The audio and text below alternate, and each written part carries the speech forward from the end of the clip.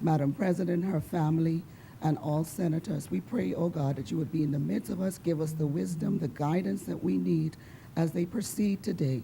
We plead the blood of Jesus over everyone here, over our nation, our Prime Minister, and we declare and we decree that no weapon that is formed against the Bahamas shall prosper. We thank you now. These blessings and favor we ask in the name of the Son, Jesus the Christ. And everyone says, amen. Amen. The Lord's Prayer. Our Father, who art in heaven, hallowed be thy name. Thy kingdom come, thy will be done on earth as it is in heaven. Give us this day our daily bread, and forgive us our trespasses, as we forgive those who trespass against us. And lead us not into temptation, but deliver us from evil. For thine is the kingdom, the power, and the glory, forever and ever. Amen. God bless. What do you think, Senator Mitchell? We got that Our Father prayer right this morning, I think. Good morning again, Senators.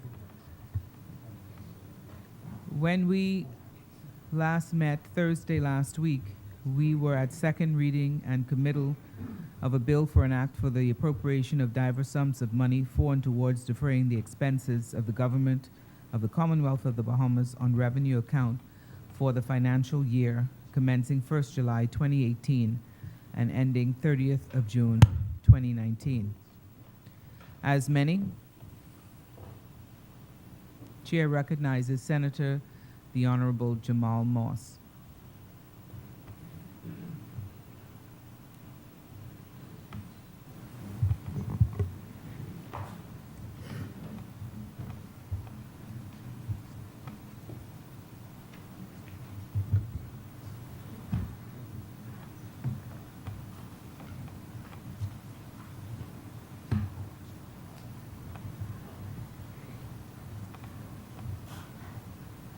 Madam President, it is an esteemed pleasure that I stand before you again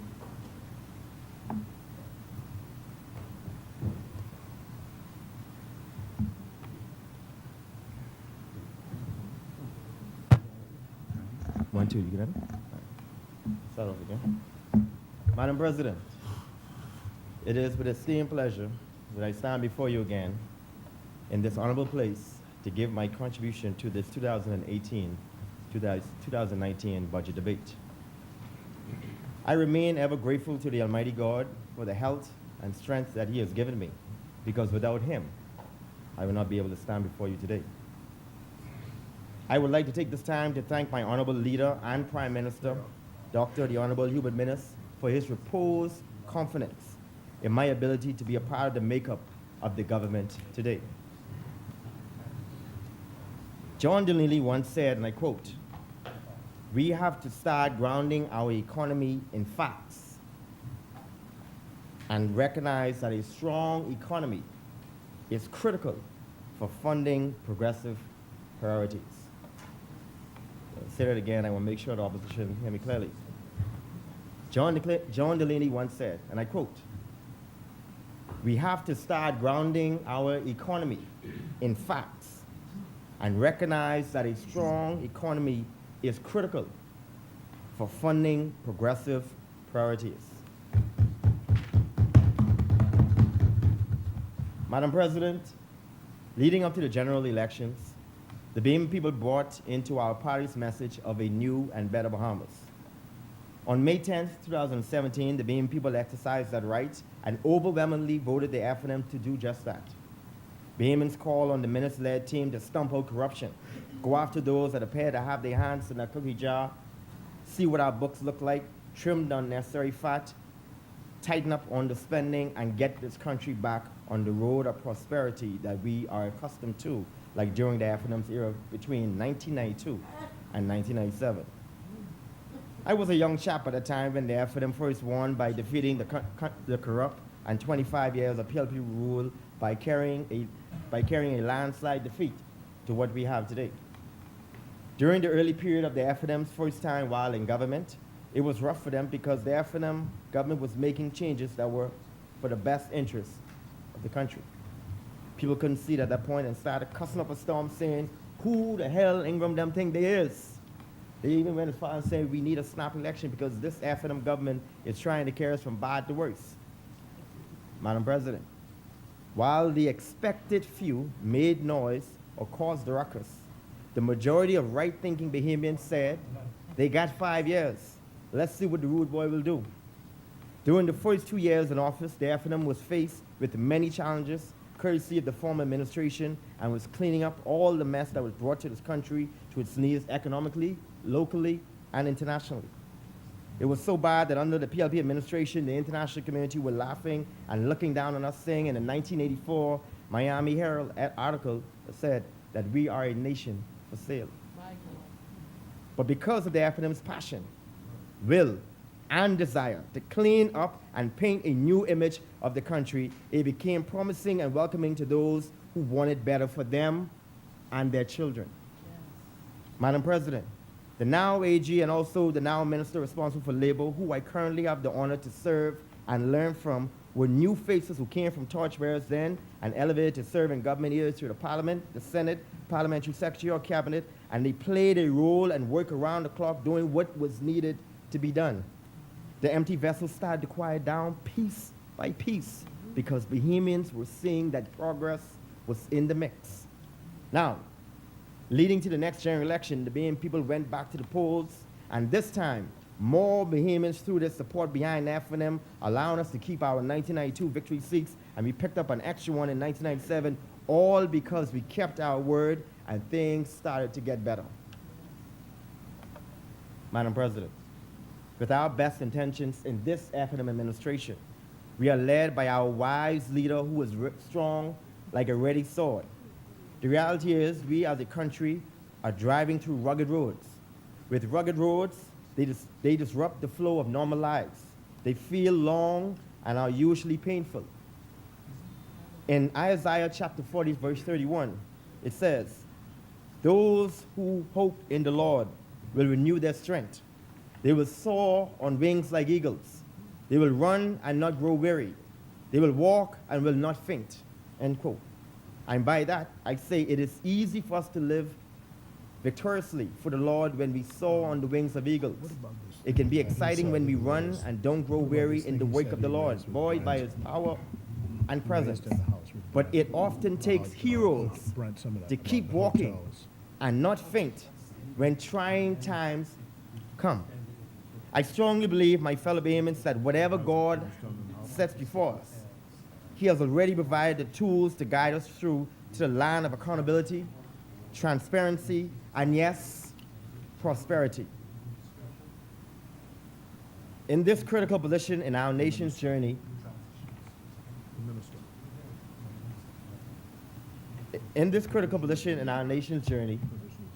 now is not the time for light belly. Instead, this is time for strong boots, tight laces, and firm backs in the quest to achieve the common goal of a new and better Bahamas. Madam President, in 2005, a then PLP MP who was a guest on Jeff Floyd talk show was asked if we are on the road to a failed state. His response was that, and I quote, "We aren't just heading there, but instead we are galloping there." My fellow Bahamians, I am proud that despite my age and humble background, I have been chosen to be a part of a government that is going to put an end to the past bad practices that has led us to this point of knocking on the doors of a failed state. The budget, though a bittersweet one, clearly outlines this government's agenda to get things moving in the country and preparing it for positive results in the near future. The future opportunities for my young people, our aging population, health services, food security, sovereignty, energy, and the list goes on, is necessary if we are to create a new and better Bahamas. So make no mistake. Let it be undistorted and straightforward that I support this budget.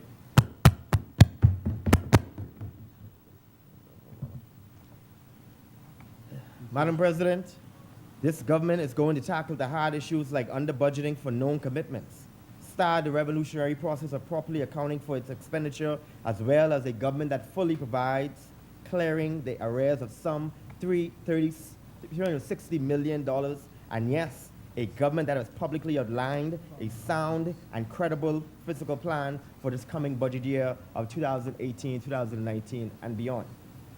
Madam President, this is no easy task that is before us, but I can assure you and the Bahamian people that our government is hell-bent on ensuring that we stay the course to reduce that burden of government's debt to no more than 50% of GDP. Bahamians have long heard and indeed have come to be skeptical about the words strong leadership, responsibility, transparency, and accountability that have bandied about in recent years as empty slogans and without follow-through to the point that we have effectively become devoid of meaning. Our predecessors perfected the art with flowery rhetoric, exaggerated ornament, and realistic optimism and promises.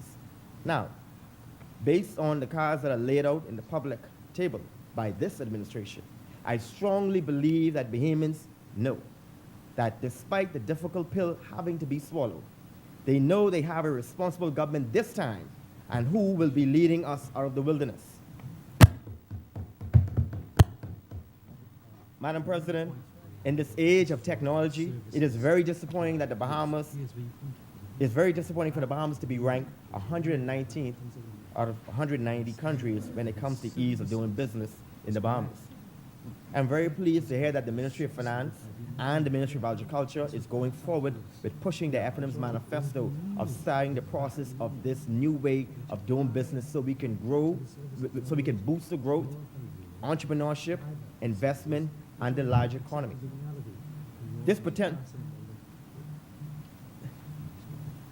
There is major potential for job growth, opportunities for growth and expansion for small, medium-sized enterprises or MSEs in areas such as agriculture, marine resource, agribusiness, and artisanship. This program, the MSEs, has received and increased direct financing through the commitment of $25 million over a 5-year period and can do a lot of positive damage to our economy if the Bahamian people take advantage of it.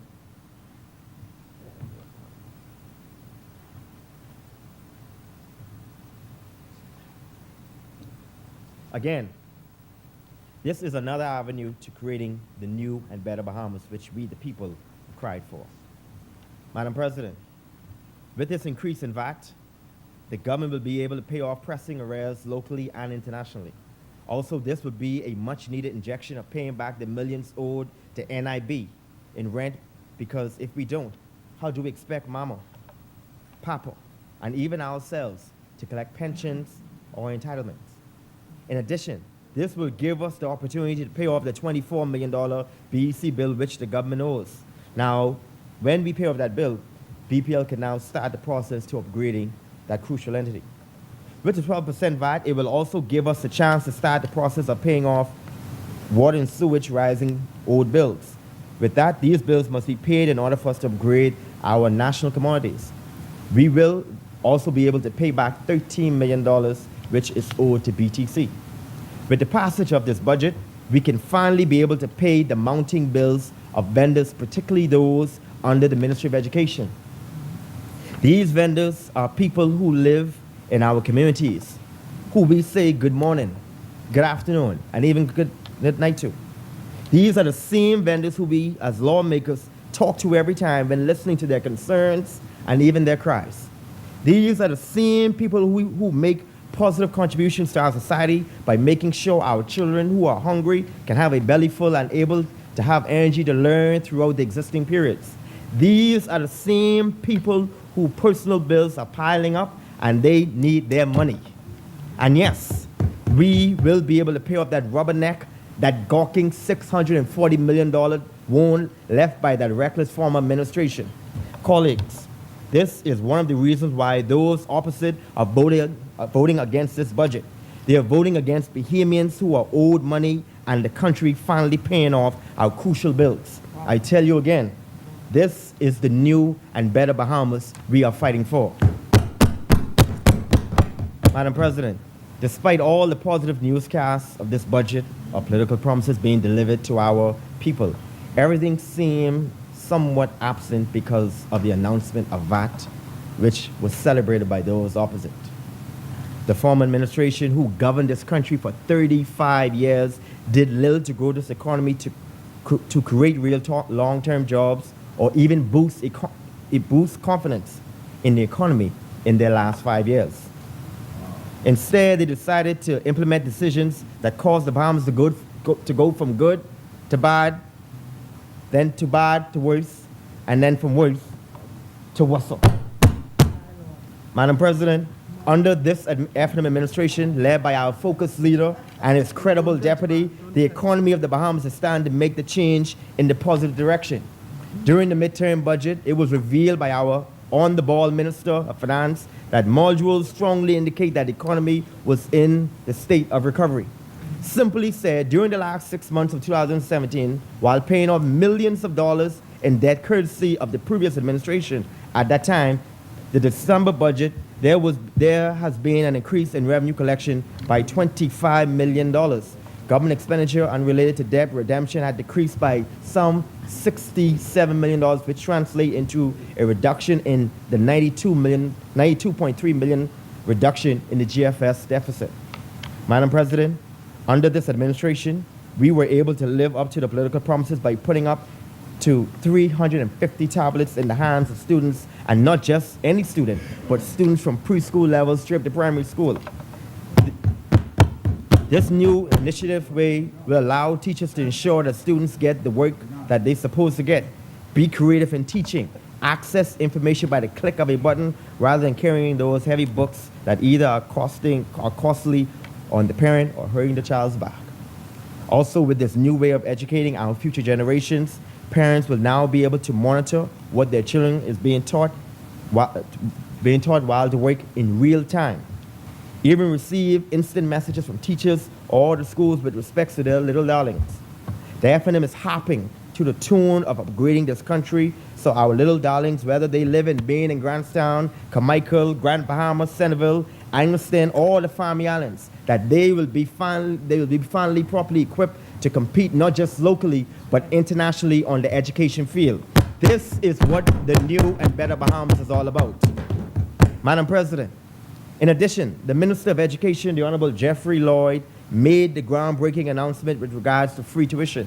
Mr. Lloyd said that the government of the Bahamas will grant students who are entering BTVI starting September 2018 full-time free tuition. Yes, I said free of charge. With this much appreciated blessing to the poor and middle-class families, we aren't just voting yes to this budget and giving Bahamians who may not have the means to get an education to better themselves and qualifying themselves, but we are giving them hope. Yes. This is what the government is giving in this budget, but the opposition is voting no to it. You see, they tell me education is the key, Madam President. Well, I say this is how we empower our people and put an end to the handouts. This is what the new and better Bahamas is all about.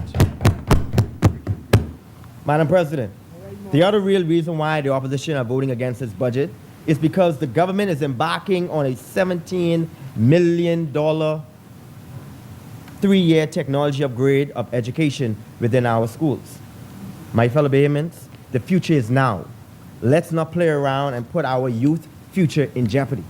Minister responsible for education, Jeffrey Lloyd, said, it is the intention that by the opening of the school year in 2019, the education system in the Commonwealth of the Bahamas will be 100% digitalized. This means that every school and educational building will be a smart school and smart building, fully computerized, fully integrated, and utilizing the latest technologies our schools throughout the country to facilitate distance and personalized and individual learning, end quote. My fellow Bahamians, in the first phase, all the schools will have fiber optic. The government will put an education management system on top of that system. This will enable the schools and the system to manage itself. Parents will be able to access information, see what their child is learning, communicate with the teachers, etc., all by the touch of a button. Also, the government will be able to put an additional 2,500 tablets in the hands of our preschoolers and primary schools, and all this will be done in the second phase. That means that every student in preschool will have a tablet in their hands learning. It is all happening this year and after July 1st, after this budget is passed. I tell you, the opposition is aware of all of this because they got the information. They pretend like they're voting against VAT because they know you angry. And you may not know what's really inside this budget, but they're really voting against the children, our children's and our children's future. My fellow Bahamians, this is what the new and better Bahamas is all about. Madam President, the reasons are adding up as to why the opposition is voting against this budget. And I can tell you, it ain't got nothing to do with VAT. Instead, they are hiding behind it because they see what the government plans are to upgrade the sewer system in the Over the Hill community. According to the government's white paper, this is something the government spoke to in its Over the Hill development white paper in the overall plan to redevelop and revitalize our Over the Hill community. The executive chairman of Water and Sewage, the MP for Long Island, Adrian Gibson, said in the House Assembly is that the preliminary cost estimates for the Over the Hill is $74.659 million. What we are looking at here is the number of homes connected. There are 7,700 dwellings units with the target of having 5,280 homes connected. We are developing a master plan for this specific area. The aim is to revitalize and improve living conditions in the Over Hill. This is another reason why those opposite don't want you to know and have. The PLP represented these areas since King Arthur days and never did a Christ thing to help upgrade the community. Don't get me started with the family island. Don't go there. Now you see another man in the name of our Prime Minister who is willing to give these people a better life. You want to try to disrupt things, muddy up the waters, just so they won't get to know the real reason. Excuse me, Senator. Maybe a Christ thing and those kinds of words may be a little, you know. My apologies, Madam President. You're speaking down, woman. You know what I mean? No, but we're in the upper chamber. Yes, ma'am. We're in the upper chamber, and I always want to be cognizant Yes, of ma'am. that. My All right. apologies. Like I was saying, now you see another man in the name of our Prime Minister who is willing to give these people a better life. You want to try to disrupt things, muddy up the waters, just so they won't know the real reason why you are voting against a budget, which is to help them. My God, where is the love? Madam President, it is no secret that our Prime Minister is passionate about developing the Over the Hill community. He also said, and I quote, "I have a passion for the poor. I have said repeatedly that we will approach this entire program in a phase or stage manner. Phase 1 involves the sector that we spoke about, which is Centerville, Baintown, and Baintown. In phase 2, we will move to St. Barnabas and Angliston. Phase 3, moving forward, we will look at Gambia, then Camp Road, then segments of Fox Hill. We will look at all the poor areas that need help, so as to ensure that the quality of their lives improves. So we cannot take on all at one time, but we have it planned so that it can be done in stages. So, yes, Gambia will be done. Rock Crusher will be done. Segments of Fox Hill will be done. Camp Road will be done." End quote. My fellow senators, my fellow Bahamians, as I've said before and I will say it again, this is another reason why those opposite are voting against this budget. It ain't got nothing to do with that, but rather the overall good that will come to the Bahamian people's lives. I tell you before, this is a part of the new and better Bahamas which the people have asked for. Madam President, this people's budget will remove VAT from medicines. VAT will be moved on residential electricity bills at under 200, and VAT will be removed on residential electricity bills at or under 200, and VAT will and also water bills at under $50. Duty, especially on energy efficient and alternative energy items, in some instances, was decreased or eliminated. If I may sidetrack a bit, what befalls me, Madam President, is that those opposite during the midterm budget. Boy, focus. I don't know if it's parliamentary. But No. You cannot allow others to distract you. Please focus. Like I said, Madam President, Doing a good job.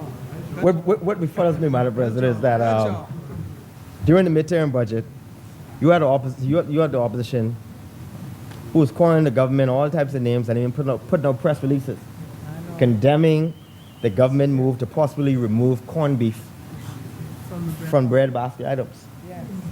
The PLV chairman and senator, the Honorable Fred Mitchell, told the public in this upper house that he decried the government's attempt to remove it and even brought his corned beef to show that he's so-called fighting for the poor. Oh, yeah, I mean, just in case he denied, Madam President, I got the picture right here. Sure. He fought for corned beef. He decried, I say. Call the government all type of names. Even put out press releases. You know. Corned beef. After the government listened to their cry, Senator, you come over here and hold some place.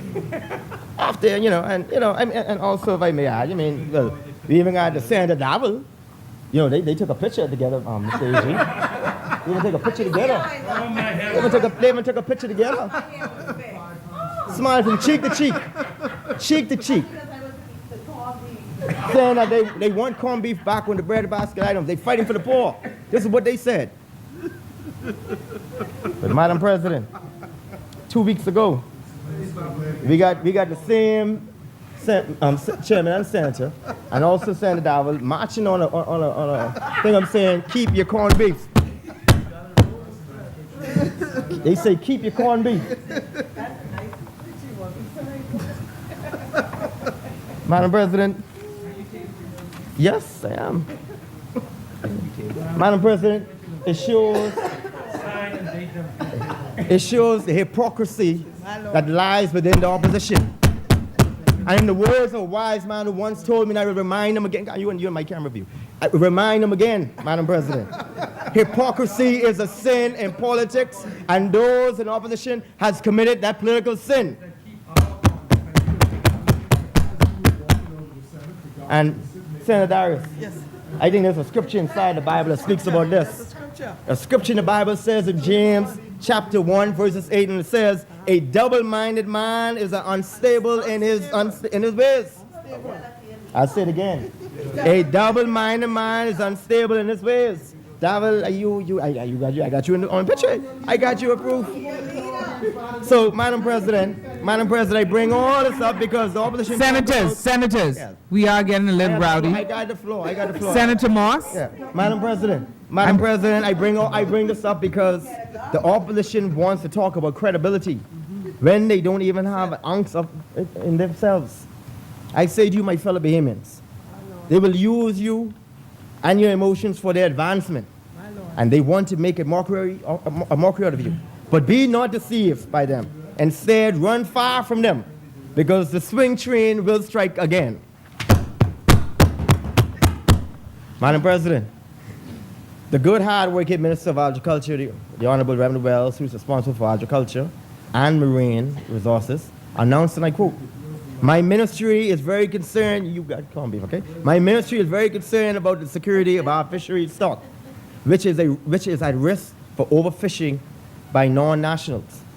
Approval can now be given for the department to acquire fully equipped 24-foot Boston Whaler Justice Marine Patrol craft, which will be based in the Upper Coast. The vessel will assist the fishery enforcement and other relevant duties in the northeastern areas of the archipelago. An additional boat is expected to be acquired in the new 2018 and 2019 budget for Bimini. The new vessels will be stationed in Bimini for patrols of the northwestern quadrant of our archipelago. You know, I say, why would any responsible opposition who should be about country first vote against a budget such as this, which will give the agency the much needed tools to protect our things? I call on Senator Clay Sweeten. I call on Senator Clay Sweeten, who is from Sensory the Point here, always asking the government to do better to, as in protecting our marine resources. I call on Clay Sweeten. I don't know why I keep calling Clay Smith. I call on Clay Sweeten to now put your money where your mouth is and do right and vote yes to this budget. This budget is about what you've been agitating for. Do right. Madam President, it is amazing, you know, those opposite want to dictate to this government as to what to do and what not to do. They want to dictate to us as in how to do our jobs. They want to dictate to us what programs should be implemented and what not to be implemented for the people. If I recall, these were the same people who were governing a recovery economy, then implemented poor decisions that sent us back to the intensive care room. Caused not just one, not just two, not just three, but 4 downgrades. And all this happened to the Bahamas, and all of this happened in one term. One term. And now you got us what, next to junk status? But yet you want to act all brand new? The devil is truly a liar. Truth be told, if those opposite will for once come clean to the Bahian people and tell the Bahian people that we would not be in this quandary or dilemma if they had taken real, tangible steps to better manage our physical affairs. Instead, they borrowed monies like rock stars and wasted it like a bunch of drunken sailors on things that had no meaning to us. You want me to start with carnival? You want me to start with carnival? Yeah. You want me to start with carnival? Madam President, the PLP didn't level the Bahian people in accounting for the many millions of dollars spent on carnival. They did not use the money to fix the New Providence landfill or BEC. Then on top of that, those opposite brought VAT on the Bahian people at a whopping 7.5%, nothing to help offset or cushion the financial blow, but we have 100%. 100% increase. 0 to 100%. But we have we here are feeding the people with facts and nothing but the facts. To add more insult to the poor man, when they introduce VAT, Senator Daval, I want you to hear this very carefully. Yeah, I am saying, folks, I want you to hear this though. I want you to hear this. Madam President, I'm sorry. I wanted to hear this to you, Madam President. Yeah, please, please. Thank you. You know, to add more insult to the poor man, when they introduce VAT, let's remind them, when they introduce VAT, they told the entire country that the reason why VAT has to come is so we can pay off our national debt. Wow. Well, as you can see, instead of that debt going down, that thing went up like a mad hot summer's temperatures. Because of the former administration lackluster ways to do the right thing to ensure that the next generation is surely less or burden-free of taxes, I, who represent the millennial, have to now sacrifice a portion of our future to save the next generation who are either unborn or still in school. Despite all this tough reality, the government has been working vigorously to reform the primary curriculum, and the OAS has given the Bahamas a grant of $86,000 towards achieving the reality for the future generations. They are also facilitating through the Inter-American Teacher Network. They will be training 40 Bahamian teachers as a gift from the American organization states. The world is saying that the Bahamas government is backing up every word they say and making it a reality. I told you before, this is what those opposite us will do. They will try to do anything to stop progress, upgrades, by hiding behind VAT when they know very well that this budget is about the people and for the people.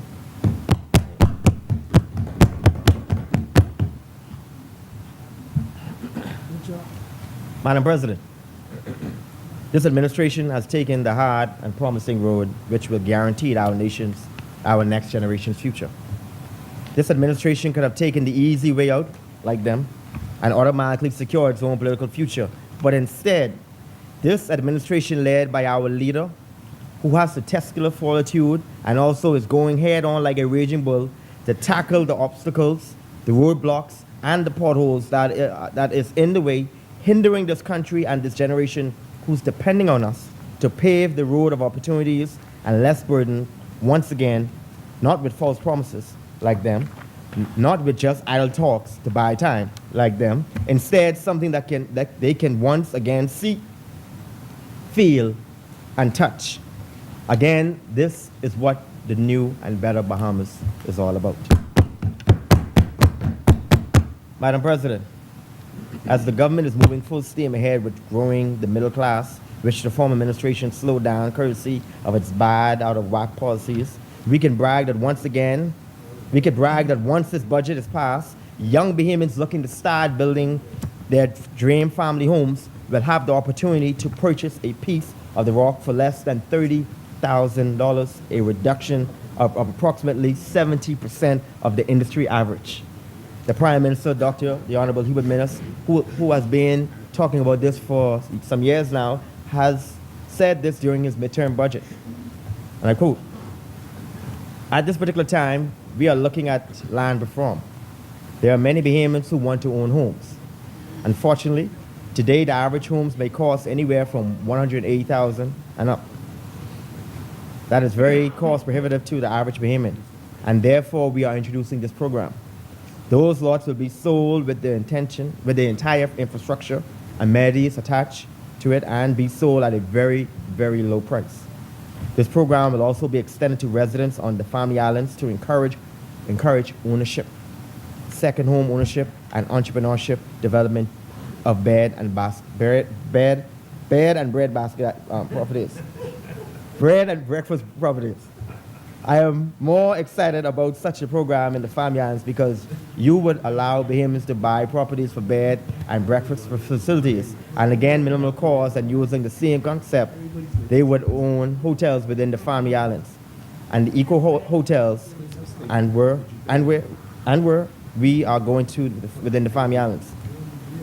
We don't want to find ourselves 15, 20 years from today where all second home owners are foreign nationals, and then they are renting or leasing them out as a part of our hotel pool. If we don't take charge of the now, 15 and 20 years from now today, Bahamians will be marginalized from the islands. So in recognizing that, we want to ensure that they are a part of it now moving forward." End quote. Last week, Madam President, last week Monday, our man of his word, Prime Minister, Honorable Dr. Hubert Minnis, said, and I quote, "I wish to provide an update on the government's ambitious affordable housing program. Our vision is to create a minimum of one subdivision per year over the next 10 years. This giving each Bahamian an opportunity to own and purchase land with the entire infrastructure at a cost of less than $30,000 per lot. The first islands to be a part of this program are New Providence, Andros, Abaco, Exuma, and San Salvador. Because of a large number of Bahamians are under the age of 35, a percentage of service lots will be geared towards those 35 years old and younger. I wish to clarify a matter in which there seems to be some confusion. Though I want to encourage qualifying public officers to apply for land in this program is not restricted to public officers. Any Bahamian who is interested in this program and who meets the qualifications are eligible, to include single mothers and moderate income families. Let me repeat, this program is not limited to public officers. Phase 2 of this policy, the commercial component, will be legislated next year. The component will afford Bahamians the opportunity to purchase land at a minimum cost for bed and breakfast hotels, helping more Bahamians to own boutique and small hotels and become involved in our primary industry." End quote. This is what the government is doing through this valuable budget. This government is paying off bills, improving the infrastructure of our country, allowing the Ministry of Agriculture to better protect our marine resources, send Bahamians to school with free tuition, grow the middle class, and will be empowering Bahamians. This government is helping Bahamians to make their dreams come true. The opposition doesn't like it because it's benefiting you, the people, and it's creating the new and better Bahamas I spoke of. As I said before, Madam President, this is no time for weak knees to get shaky. The country is at a critical intersection. All bills are growing via the interest rate, and the hopes and dreams of the common man is getting slim and slimmer if we don't pay that bill. We need strong boots that are properly laced up and strong backs to help us get out of this financial hole, courtesy of those opposite. I say to the Bahamian people, all hands are needed on deck. the opposition understands very well what is at stake nationally, but don't care because they rather see the worst happen to us as a country just so you could vote them back in. I say, don't be fooled by these tactics, but rather continue to walk shoulder to shoulder, hand in hand with this people's government so we can move our beloved Bahama land back to the comfortable footing where it belongs. The difference between the F&M and the PLP is that we on this side, we are known to do what is right, even if it's not popular. We are known to do what is right because we are concerned about the country's future. We are known to do what is right because we are concerned about our country's image. We are known to do what is right because everything we do can be seen, felt, and touched, and even bragged about. We are known to always clean up the mess courtesy of those opposite, but put our country first rather than safeguarding our political careers. This is what responsible governments do. Yes, this is what they do. So if there's one thing Bahamians can say is that what we did in 1992, we will do it again in this term, and that is save this country from financial disaster.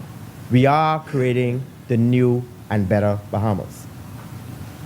So if you decide to vote no to this budget, then you're voting no to new schools in Nassau and the Family Islands, funding for free tuition at BTBI, funding for new much needed airports in the Family Islands, and especially in North Eleuthera. And I know Senator Clay Smith, Clay Sweden, I keep calling Clay Smith, I don't know. But I know that Senator Clay Sweden, who was from North Eleuthera and who's been running for the past 2 elections, trying to get elected in North Eleuthera. Clay Sweden, do what is right. This is an opportunity for North Eleuthera to get their airport. Do what is right and vote yes to this budget. If you care about North Eleuthera as you say you do, vote yes so North Eleuthera could get that much needed infrastructure, that much needed airport as you've been fighting for last week, talking about you want the pipes to be fixed. This is what it's all about, this budget. Improving the infrastructure, do what's right. Do not be guided wrong, do what is right. If you vote no to this budget, you're voting no for funding for additional hurricane relief. If you vote no to this budget, you're voting against funding for concessions of the over-the-hill businesses. You're voting no funding for the millions being set aside for the over-the-hill development, to the removal of VAT for medication, to removal of VAT for home insurance, to removal of bread basket items, to removal of VAT from electricity bills below $200, to removal of customs duty on multiple items. You're voting no to lunch vendors finally being paid their old monies. You're voting no to government workers being paid their salaries. You're voting no to upgrade our infrastructure. You're voting no for allowing young Bahamians to be able to purchase lots of under $30,000. You're voting no to a possible light at the end of the tunnel in 3 years. And you're voting no to the hopes and dreams of many Bahamians, especially young Bahamians, who are not looking for a handout, but looking for a handout which is an evil vice, but instead a shot to better themselves educationally, financially, becoming homeowners and entrepreneurs, and the list goes on. If this is what you can live by, voting against a budget of hope and opportunities, then I say to you, then may God have mercies on your souls. But if you decide to vote yes, and I say this to you, you'll be opening the doors of opportunities, not just for the youth, but for the country as a whole. This is the new and better Bahamas that we, the people, are fighting for. And Madam President, once again, I want to make this very clear, undistorted and straightforward, that I, Senator Jamal Moss, support this budget. Thank you, Senator Moss. As many, the chair recognizes Senator the Honorable Anna Faye Knowles Ferguson. Ferguson Knowles. I'm sorry, Ferguson Knowles. Too many women in here with these double last names. Anna Faye Ferguson Knowles.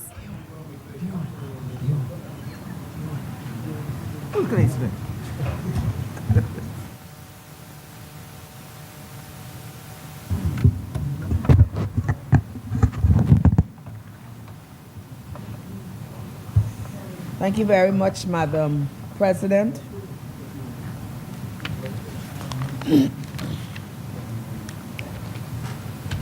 Madam President, I rise today to thank the Almighty for bringing me to this honorable house in such a time as this. I thank the Honorable Prime Minister and in consultation the Leader of the Opposition for reposing confidence in me as a senator to speak at all times in a fair, truthful, and unbiased manner. Madam President, for the majority of my short delivery, I will confine my concentration on the family islands as it relates to this 2018-2019 budget.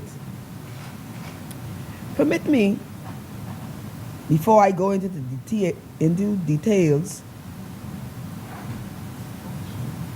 to send sympathies to the families of those persons who have lost their lives in the tragic mishap on Labor Day past. It's important, Madam President, that we realize that we live in a world where we ought to be ready at all times, because we do not know what would happen during the course of our daily movement.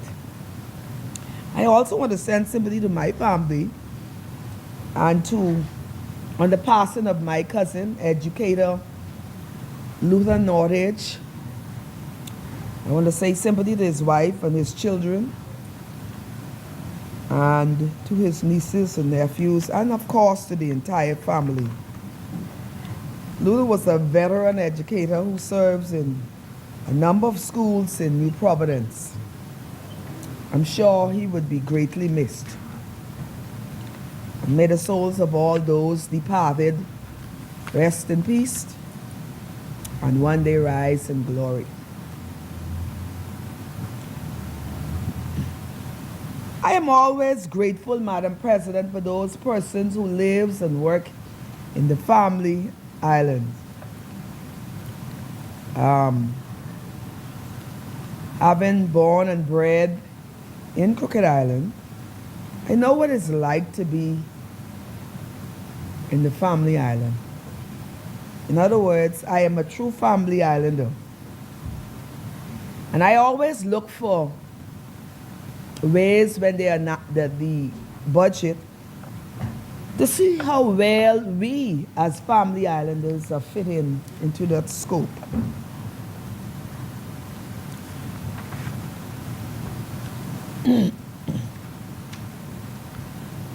I want to begin this trend by going on record as congratulating the Minister of Finance, the Honorable K.P. Turnquest, and Member of Parliament for East Grand Bahama, for having the courage and the fortitude in presenting a realistic budget, even in the face of 4.5 VAT increased. It is no secret that the Honorable Minister of Finance, as emphasized in the budget, believes that Bahamians everywhere deserves to know the truth,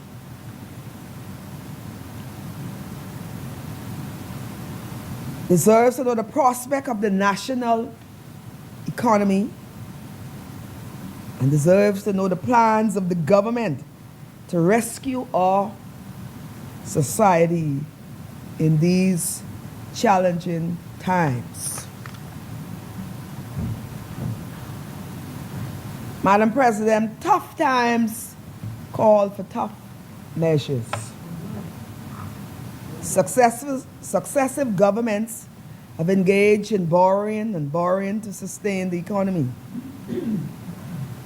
The national debt continue to escalate. And we all know that something ought and something must be done to stop the hemorrhaging. The borrowing and spending was perhaps necessary at times, but there is no way that we as a country could continue to do the same thing over and repeatedly and expect to obtain favorable outcome. Scripture teaches us that the borrower is servant to the lender. I'm sure the Bahamian people does not want to be slave to this borrowing. Madam President, most family islanders do not believe that excessive borrowing is the way to get out of debt. Yes, the added tax, the 4.5 added tax, will affect us just like the previous taxes did. But we are resilient people who understands that tough times call for tough measures. The budget speaks to many positive initiatives that family islanders appreciate and would tap into. The tax relief to consumers and businesses as outlined in the budget seek to bring relief for Bahamians everywhere. Indeed, we as family islanders will embrace these prudent tax relief measures. The elimination of VAT on bread basket items is a welcome feat for family islanders. Yes, VAT-free corned beef is also welcome. Madam President, I must confess that one of my favorite dishes is white rice and corned beef, aka fire engine. In fact,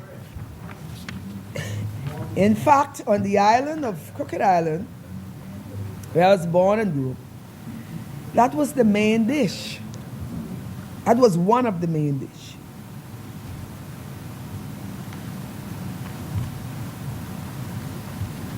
It is pleasing, Madam President, to know that there is no value-added tax on medicine.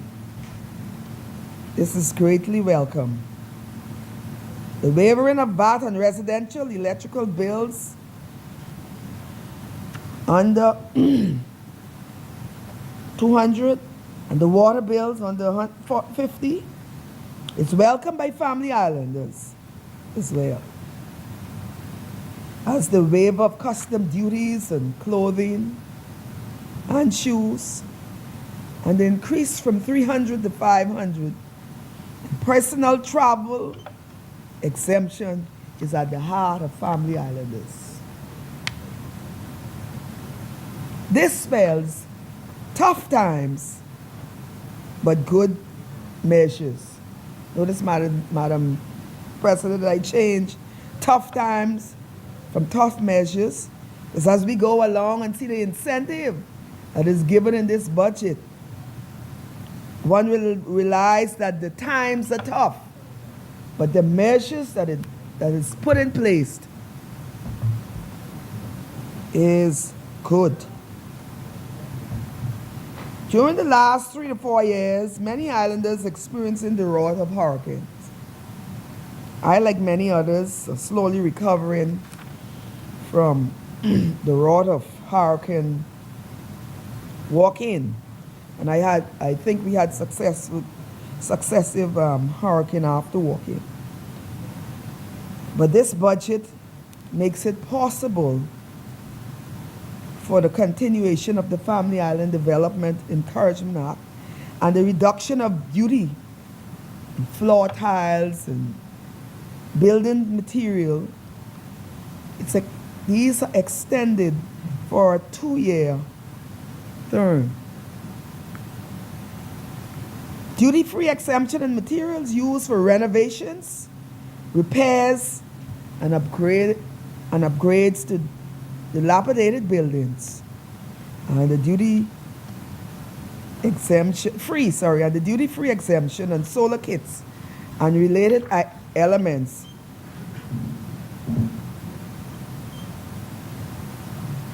would be excellent for those family islanders. Tough times, Madam President, but good measures.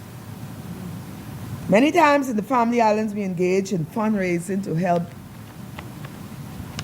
the church purchasing much needed vehicles. This budget relies that the work of the Lord must carry on, hence the elimination of duty on church buses 8 years old or less.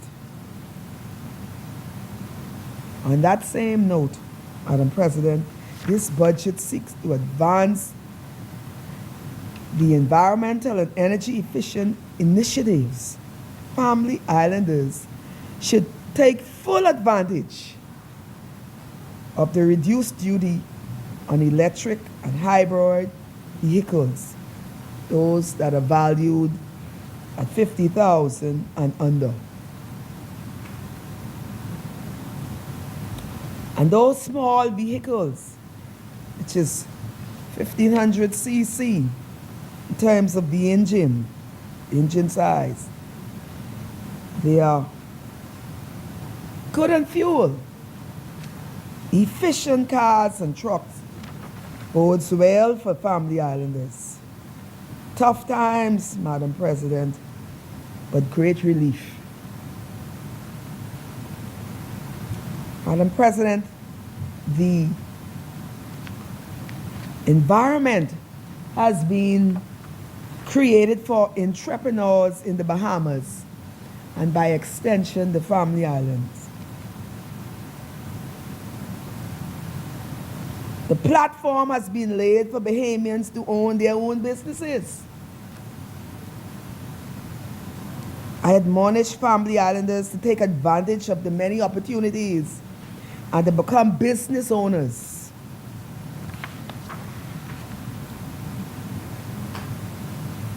Education is the key to everything, madam. I am pleased that this budget also addresses free tuition at BDVI and, of course, the University of the Bahamas. But at BDVI, this is a golden opportunity for family islanders to become certified in their various trades and return home to use these skills to further develop the islands.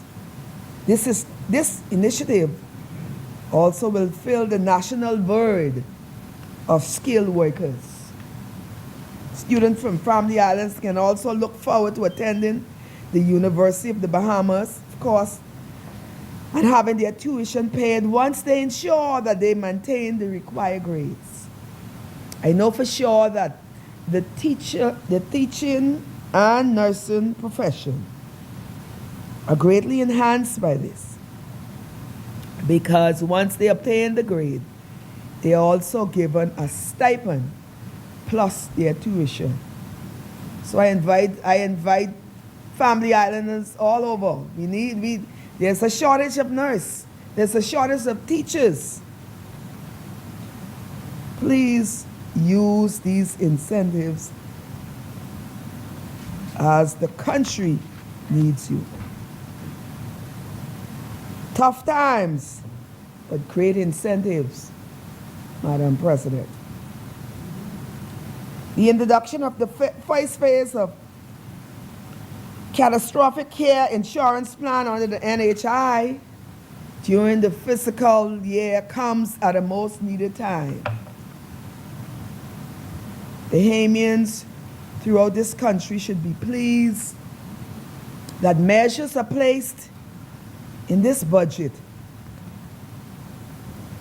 to help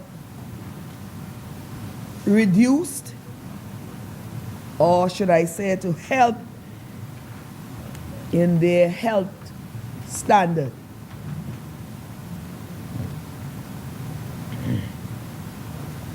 The health of the nation, Madam President, is the wealth of the nation. I'm sure that Family Islanders will benefit from the first phase and beyond. Tough times, better measures. Madam President, the old adage of saying home is where the heart is still applicable today.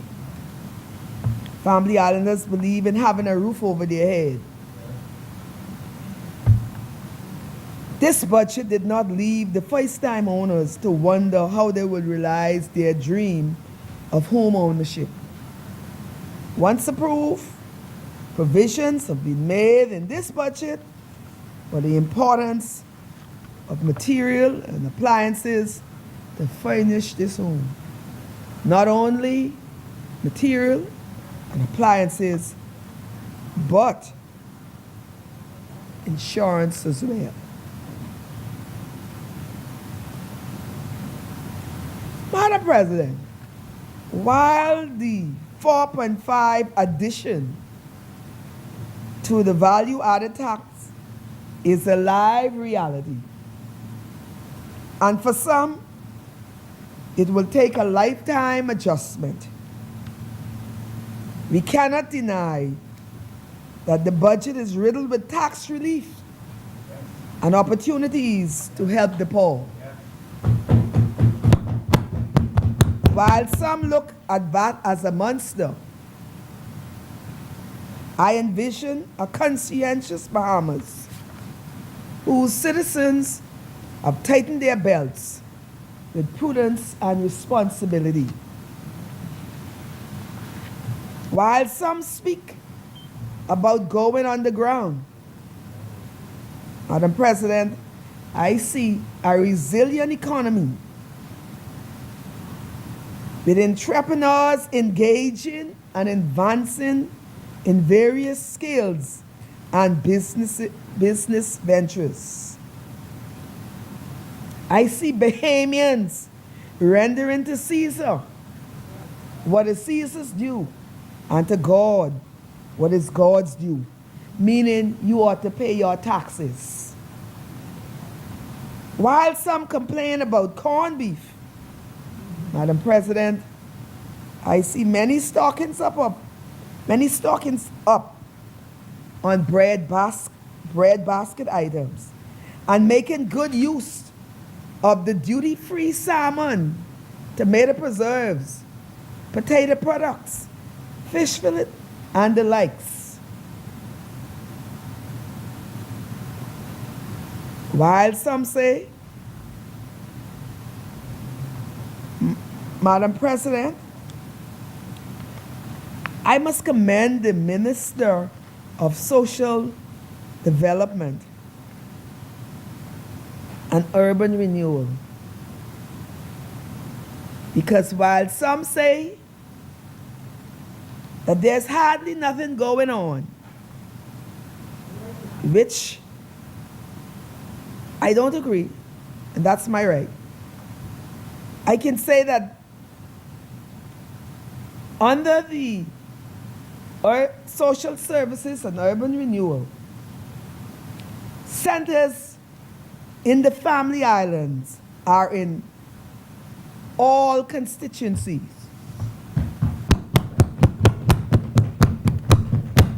Madam President, in each of these centers, we have not less than 6 persons employed, new employment.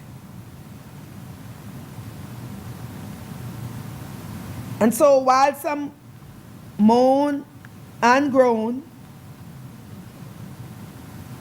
about nothing is happening and what the added tax would do, others in the Family Islands, in those centers, in those urban centers, are thanking God for being employed and receiving a monthly salary.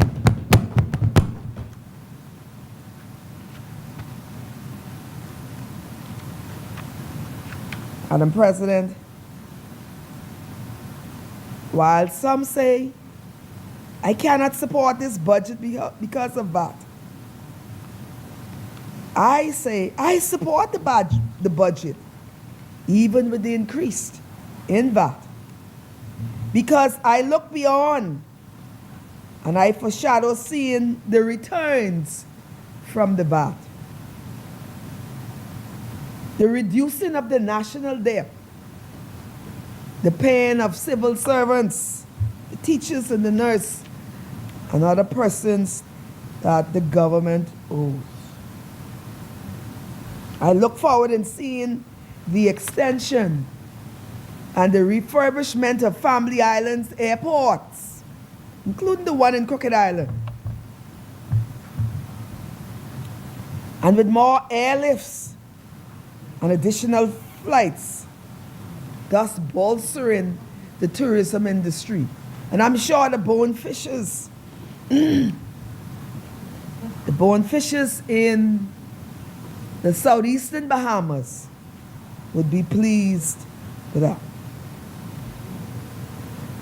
While some complain about airplane and helicopters,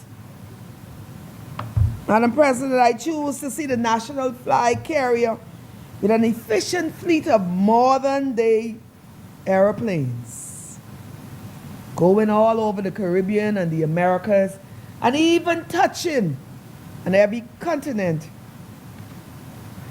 on this planet Earth. I choose to see one of the most vigorous and largest airplane registry in the Western Hemisphere right here in the Bahamas.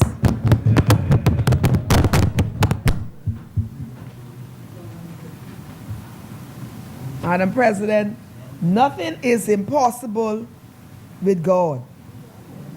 He requires all of us to be truthful, responsible, do the right thing, and leave the rest to Him. It is my pleasure this time to support this budget in its entirety. And God bless the Bahamian people, and God bless the Commonwealth of the Bahamas. Thank you.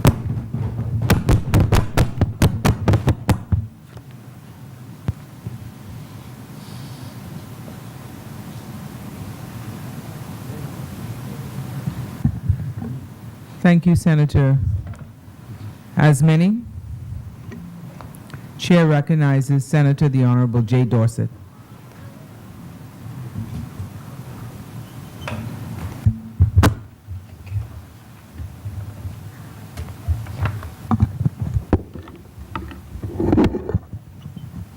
Thank you, Madam President. Madam President, I take pleasure in rising this morning to support this 2018-2019 budget. Madam President, in every life, be it the life of an individual or the life of a country, there comes a time when we have to take stock, a time when we have to look ourselves squarely in the face and honestly assess the situation in which we find ourselves. We have to consider what we've done right to achieve those things with which we are pleased, and what we've done wrong to bring us to a place where we may be feeling some discomfort or disappointment. We have to determine, Madam President, where we want to go and what it will take to get us there. One might say we need a day of reckoning, Madam President. And I believe that as a country, we have had several such periods along the way. One such period was when we as a people achieved majority rule in 1967, and the new majority government had to chart a course not only for the continued development of the country, but perhaps more importantly, for the uplifting growth and development of Bahamians as a whole, many of whom didn't dare to dream outside of a set parameter which limited their horizons and relegated them to second-class citizens in their country. That was a period when we saw marked improvement in the social fabric of our country and economic empowerment of many ordinary Bahamians, both black and white, but especially of black Bahamians. Another such period to my mind, Madam President, was when the Free National Movement, under the leadership of the Right Honorable Hubert Ingram, first won the government in 1992, after 25 years of PLP rule under the leadership of the late Sir Lyndon Pinling. The new administration was challenged to shake the country out of the malaise into which it had fallen, to look around, and I think it was the late President John F. Kennedy who said, to see things as they never were and to ask, why not? And again, we saw many remarkable changes and improvements in our way of life. I will comment on two which particularly impressed me. One was the opening of the airwaves, which dramatically advanced our democracy and solidified our right to freedom of speech by giving a voice to ordinary Bahamians, many of whom, to that point, had no voice on a national level.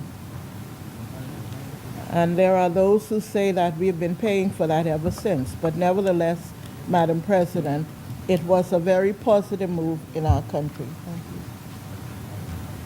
The other was the government's determination to give full recognition to the fact that we have among us many persons with different talents and abilities and new ideas who are able to make a positive contribution to our development.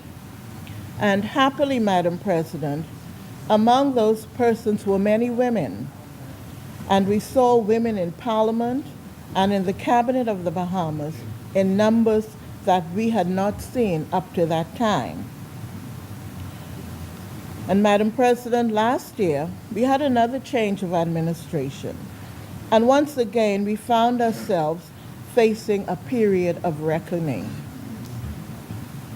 In the lead up to the elections, we in the FNM made many promises to the Bahamian people.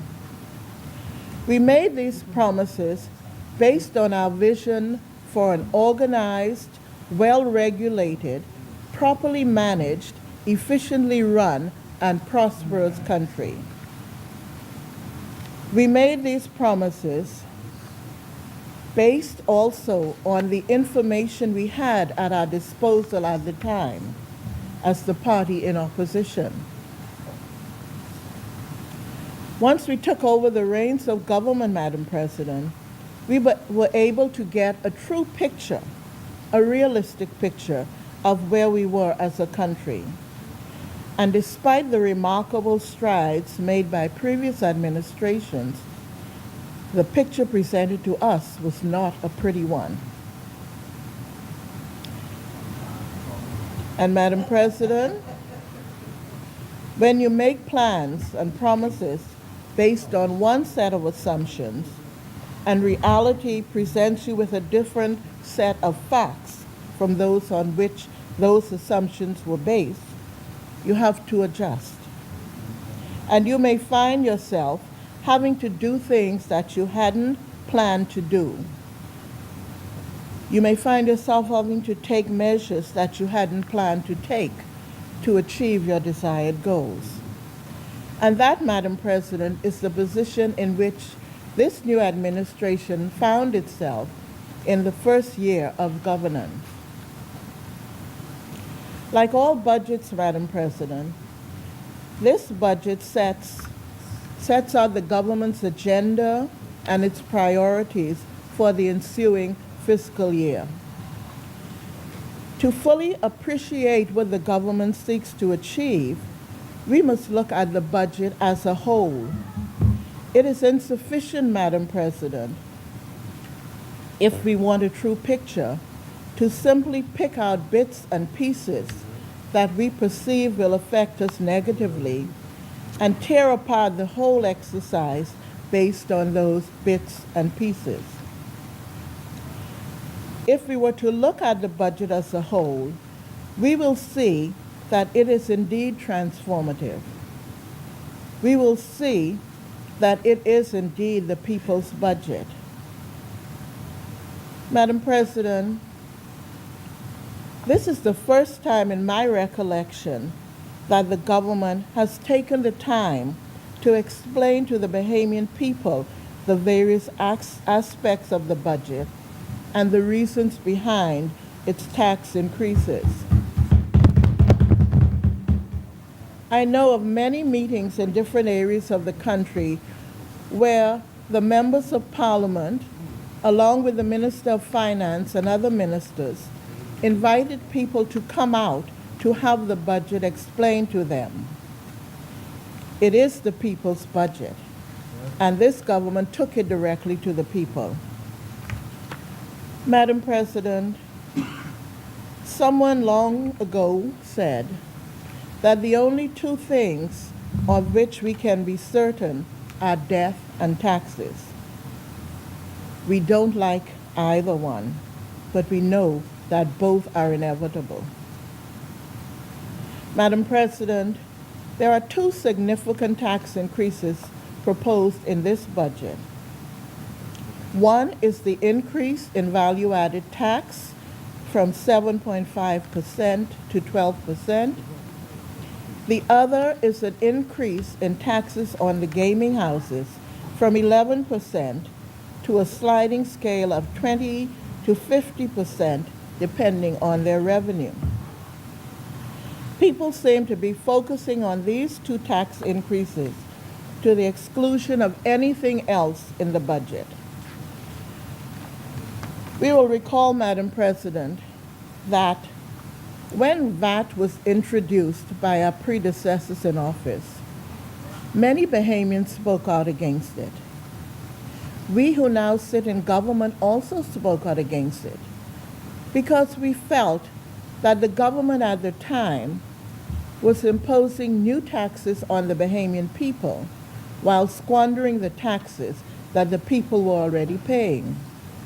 And they appeared to have no sense of accountability to the people when it came to their unbridled spending. And Madam President, we did not know how right we were until we came to office and were able to see for ourselves the wastage that went on under the previous administration. The decision to increase VAT was not an easy one for the government, but the increase was necessary, as has been explained.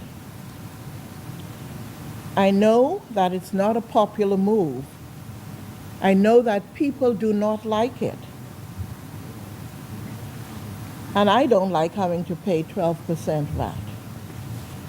But as a citizen who expects much from my government, I understand the necessity and I am willing to do my part. Also, Madam President, I don't think I need point out that most countries of the world have a value-added tax or some equivalent thereof. In fact, it is estimated that VAT raises approximately 1/5 of total revenues worldwide.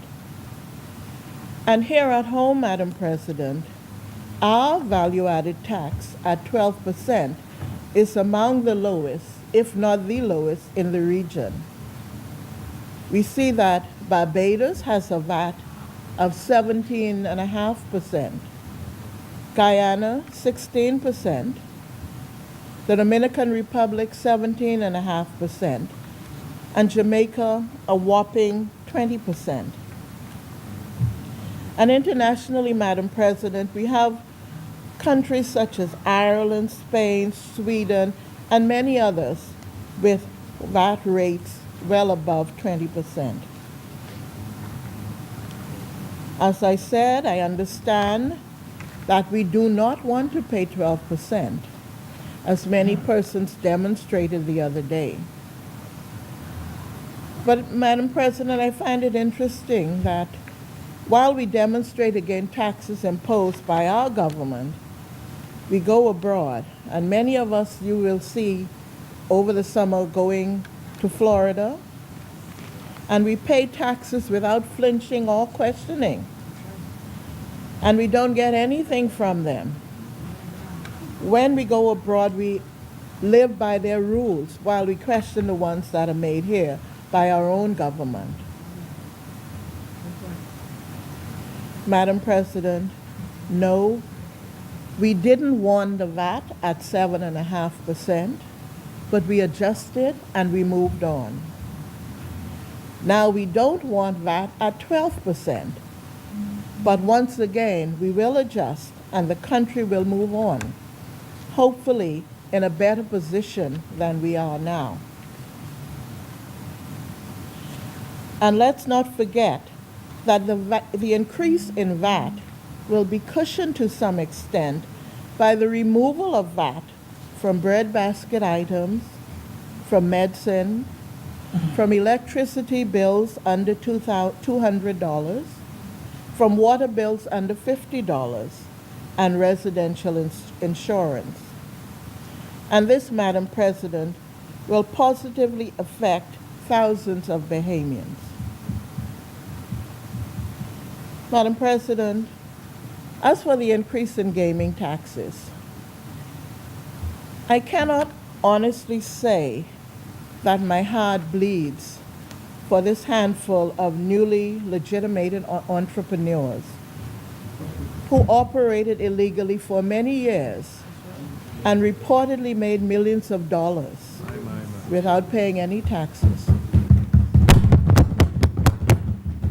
I cannot say that I sympathize with these entrepreneurs who boast their multi-million-dollar homes and multiple properties on places like Paradise Island, their yachts, jets, and luxury cars.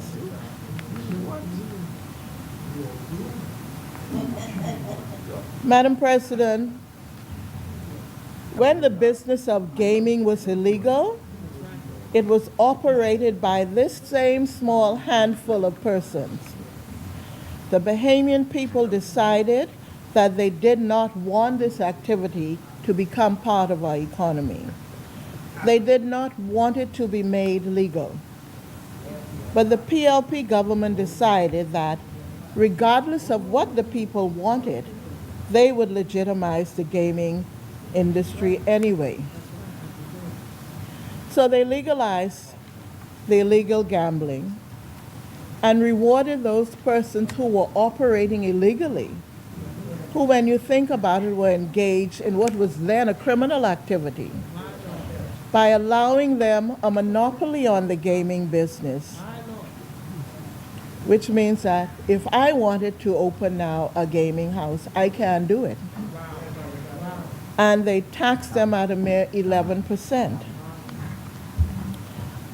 Since they were legitimized, Madam President, they have grown at an unbelievable rate, to the point where there is hardly a neighborhood in New Providence where you won't find a gaming house. And I understand that they have a presence in virtually all the family islands, certainly all that I have visited. Based on the way they have grown, we can only assume that the industry is doing very well. But, Madam President, like the rest of us, they don't want to pay increased taxes. And I get that. And I also agree that no industry or sector of the economy should be taxed based on the fact that they are very profitable.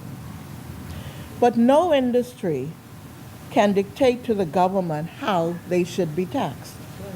If that were allowed, none of us would be paying taxes. And I don't buy the argument that the tax is discriminatory.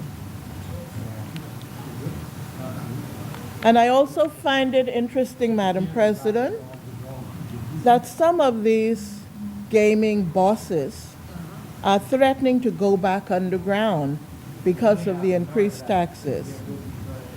But Madam President, I seriously doubt that that would happen after all that the PLP did to bring them out from underground so that they can participate unfettered in the economy like other business people, that they would choose to go back underground no matter how they are taxed. Besides, Madam President, these are smart people, very smart people. So I know that they realize that should they go back underground, they would find the underground today to be quite different from the underground in which they operated in earlier times. And they will not survive it. Now, you don't have to take that from me. You can ask Marvin Daines. But Madam President, you can ask them that too.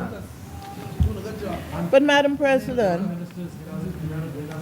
what I would like to say generally about taxes is that while it is true,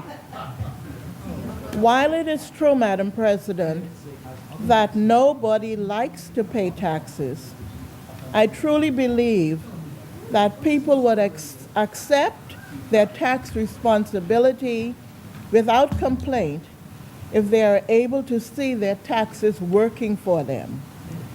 They have to know what we are doing with their tax dollars, and they have to be satisfied with what we are doing. Some of the most heavily taxed countries, Madam President, are the European countries. But those taxes afford their citizens a very good quality of life. It gives them back excellent health care, education, transportation, welfare systems, and many other benefits. And if we are able to improve the basic quality of life for all Bahamians, particularly the most needy among us, I think that few of us would complain about paying taxes. Madam President, this government, with its policies of transparency and accountability, will show the people that their tax dollars are being used for their benefit and not being spent irresponsibly or frivolously. They will be able to see their taxes working for them. Yes. And at the end of the day, they will be pleased. Yes. Moving on, Madam President, it is a well-known tenet of economics that when a country finds itself in fiscal distress, increasing the burden on the taxpayer is not the way to get the country out of such distress. The preferred method would be to grow the economy. And our Prime Minister himself has confirmed that he shares this philosophy. But Madam President, you cannot grow anything if you don't have fertile ground. And at the moment, we are not on fertile ground. Madam President, you cannot grow an economy by constantly increasing the debt burden. You cannot grow an economy by inflating contracts and fudging figures to give the people false hope that all is well when you know that all is not well. You cannot grow an economy, Madam President, by packing people into government jobs where they are not needed, where there is no provision for paying them overtime. I don't mean overtime, but over a period. and where they are not necessarily productive. And you cannot grow an economy when your finances are in disarray, when you cannot service your debt, and you have to keep borrowing to keep the government afloat. These, Madam President, are some of the challenges that face this government on its assumption of office. Madam President, we had a social revolution in this country. We had a political revolution. Now we need a fiscal and economic revolution. We need to start handling the people's money responsibly. Tax and spend will not take us where we want to go. Borrow and spend will not take us where we want to go. If we want to progress as a country, Madam President, responsibility, accountability, and transparency must become the order of the day in the handling of government finances. And this has to start at the very top and move down to the lowest civil servant with equal fervor. Madam President, we have to right this ship. We have been going down a dangerous path for a very long time, operating in the hope that somehow, miraculously, things will turn around, that there will be some big investor that will pump millions of dollars into our economy and hire thousands of our unemployed.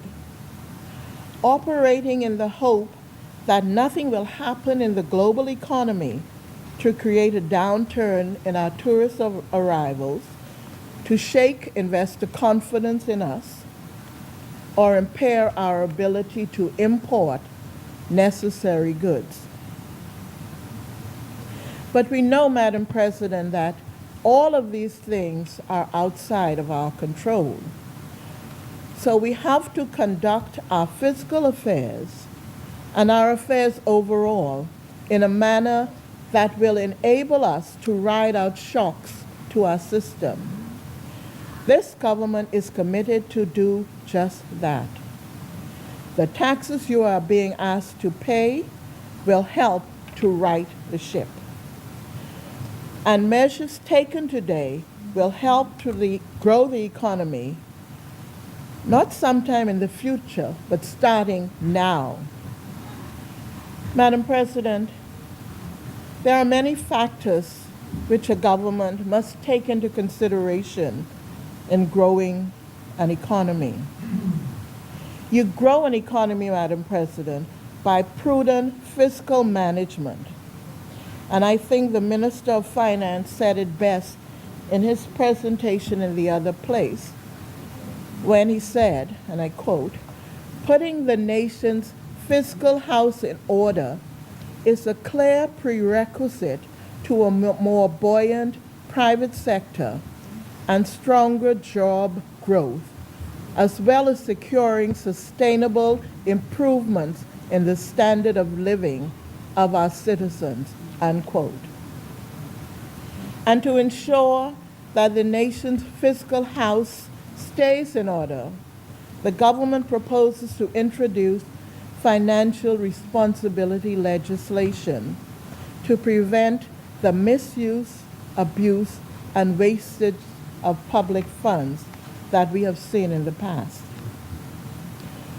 You grow an economy, Madam President, by forward-thinking policies and initiatives that enable and encourage entrepreneurship. We saw this, for example, in the Commercial Enterprises Act recently passed in this place. And the foreshadowed Digital Bahamas initiative will cut through red tape and will build on steps already taken by this government in its first year to enhance overall efficiency in doing business in the Bahamas. You grow an economy by creating an enabling environment for small and medium enterprises to flourish. The government has shown its commitment to creating this environment in many ways. These include the foreshadowed creation of a small business development center, a support system for small and medium enterprises, and a $25 million committed for microloans for small and medium enterprises. Madam President, I believe that the waiver of duties on the import of shoes and clothing, which would lower prices on these goods, would encourage more Bahamians to shop at home, thus enabling these retail businesses to grow. You grow an economy, Madam President, by identifying potential in your economic fabric for new opportunities and diversification. We see this in the government's Over the Hill initiative, which would transform large areas of our traditional neighborhoods and create new opportunities for businesses in these now declining areas. We see this in the elimination of duty on airplanes and helicopters, which would enable us as a country to develop an airplane registry, thereby creating another opportunity for expansion in our economy. Right now, Madam President, we have one of the largest ship registries, and that has benefited us for many years. And hopefully, we'll be able to develop an airplane registry, which would similarly benefit the country. And we see this, Madam President, in the government's commitment to provide affordable land for Bahamians who want to venture into bed and breakfast operations and increase the share of regular Bahamians in the tourism pie. Madam President, you also grow the economy by growing people so that they become not only laborers in the economy, but that they become owners and managers of the economy. And here again, the government is demonstrating its commitment by making it possible for Bahamians to take advantage of free tuition at the University of the Bahamas, so that they get the necessary education to allow them to move on to become owners and managers. In his budget presentation, the Prime Minister tied this to our push for fiscal responsibility when he said, and I quote, "Cleaning up our financial mess will mean a healthier and more productive economy in which we will have the fiscal and budgetary resources and room to invest even more in our people." Madam President, there are many other measures that can be employed to grow the economy, but there are those more qualified than I to speak to them, so I will go no further on that. In closing, Madam President, let me reiterate that this budget, the people's budget, tells the people the truth. It does not sugarcoat the situation in which we find ourselves. Indeed, it shows that if we are to successfully address our shortcomings as a nation, we first have to admit what they are and then commit to correcting them. Madam President, this government has demonstrated that it will face our situation realistically, boldly, and decisively. We will make decisions for the well-being of the country, even though they may not make us popular. Madam President, the Bahamian people entrusted to us the management of this country until 2022. And manage it we will, to the best of our abilities. We will take the concerns of the Bahamian people into consideration, but we will not respond to threats, and we will not allow the fear of what will happen or will not happen in the next election to overshadow, control, or compromise our decision making.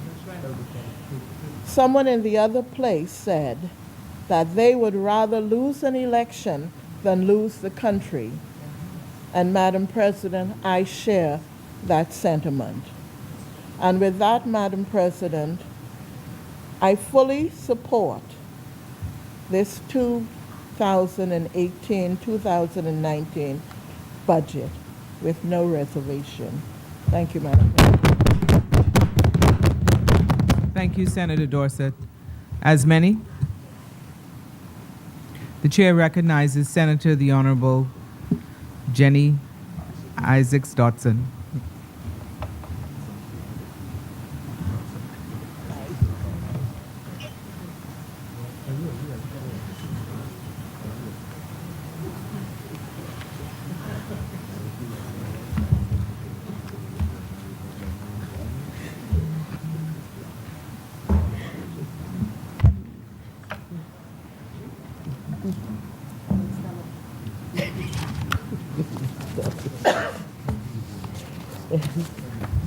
Madam President, I stand here today to address the 2018-2019 budget of the Commonwealth of the Bahamas. I thank God for allowing me to be here in this place at this time. I also thank the leader of the Free National Movement of the country, of Free National Movement, the Honorable Dr. Hubert Minnis, for appointing me as one of the consultative senators and ensuring that labor, the most important commodity in our country, has a voice at the table. Of course, I would not be standing here today if it were not for my family and friends and for their support. Jacob Lew said, "The budget is not just a collection of numbers, but an expression of our values and aspirations." Madam President, the F&M government is calling this budget a landmark one, going further to say that it is arguably the most transformative budget in the history of our nation. It is a budget about finally putting an end to past practices of fiscal mismanagement and instead adopting a better approach to the management of the fiscal affairs of the nation. An approach that is responsible, transparent, and accountable. This budget, Madam President, is not about corned beef, as a lot of people have been saying, but according to the Deputy Prime Minister, will stop the practice of under-budgeting and truly account for the government commitments, which will stop arrears in expenditure. Madam President, this budget is not just about VAT, but it will also clear up the tons of arrears and unbudgeted commitments left behind by the previous government of $360 million. This will provide a framework for fiscal management that will look at the fiscal pressures, achieve a reduction of the legally mandated deficit, and set a course for the long-term goal of reducing the burden of government debt to no more than 50% of the GDP. Madam President, successive governments have talked about strong leadership, fiscal discipline, transparency, and accountability.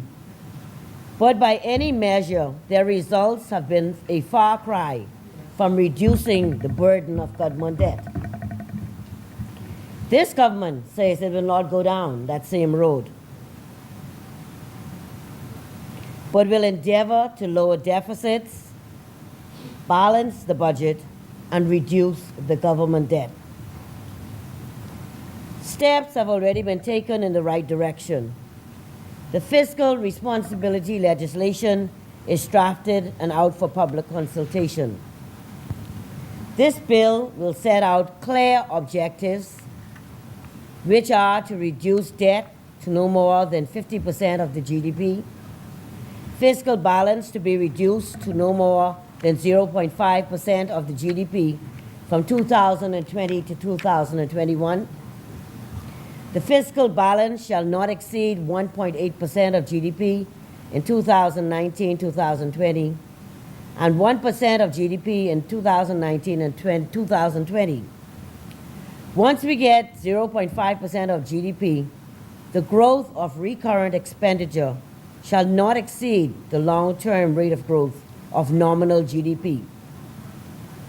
This budget, Madam President, is about us as a country being proactive and intentional about stopping the borrowing we are so ingrained in. Borrowing to pay salaries, borrowing to pay the interest on the loans we have, borrowing so that we can just continue to borrow. When I thought of this borrowing that we've engaged in over successive governments, and I had to search back in my mind and ask, how did we get into such a state? When did this mindset of Bahamians being so dependent on the government and always looking for a handout set in? This attitude is pervasive in our very citizens, where we expect the government, let me say it again, we expect the government to do everything for us. We want to have the roads paved, we want free education, we want free health care, we want to be safe and secure in our homes, we want and we want. The question I'm posing today as Bahamians is, when will we be prepared to pay for all or at least some of these wants that we expect the government to do? Let us seriously think about this. We expect to get jobs, but we are not prepared to be educated and get the basic credentials to attain that job. We expect to be paid high salaries, but we do not have the qualifications for the jobs. When will we as Bahamians take some responsibility for where we are as a country? When will we stop looking for handouts, but take the attitude we had years ago that I will expect to be an educated, productive citizen in the Bahamas, prepared to advance our country and to stop the borrowing?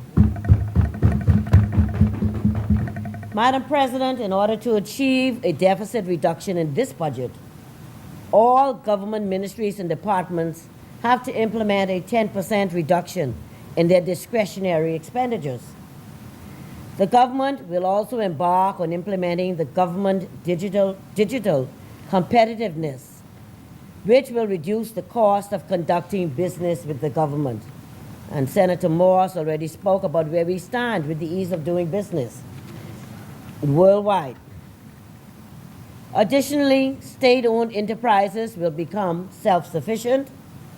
There will be enhanced accountability and transparency at the Ministry of Finance.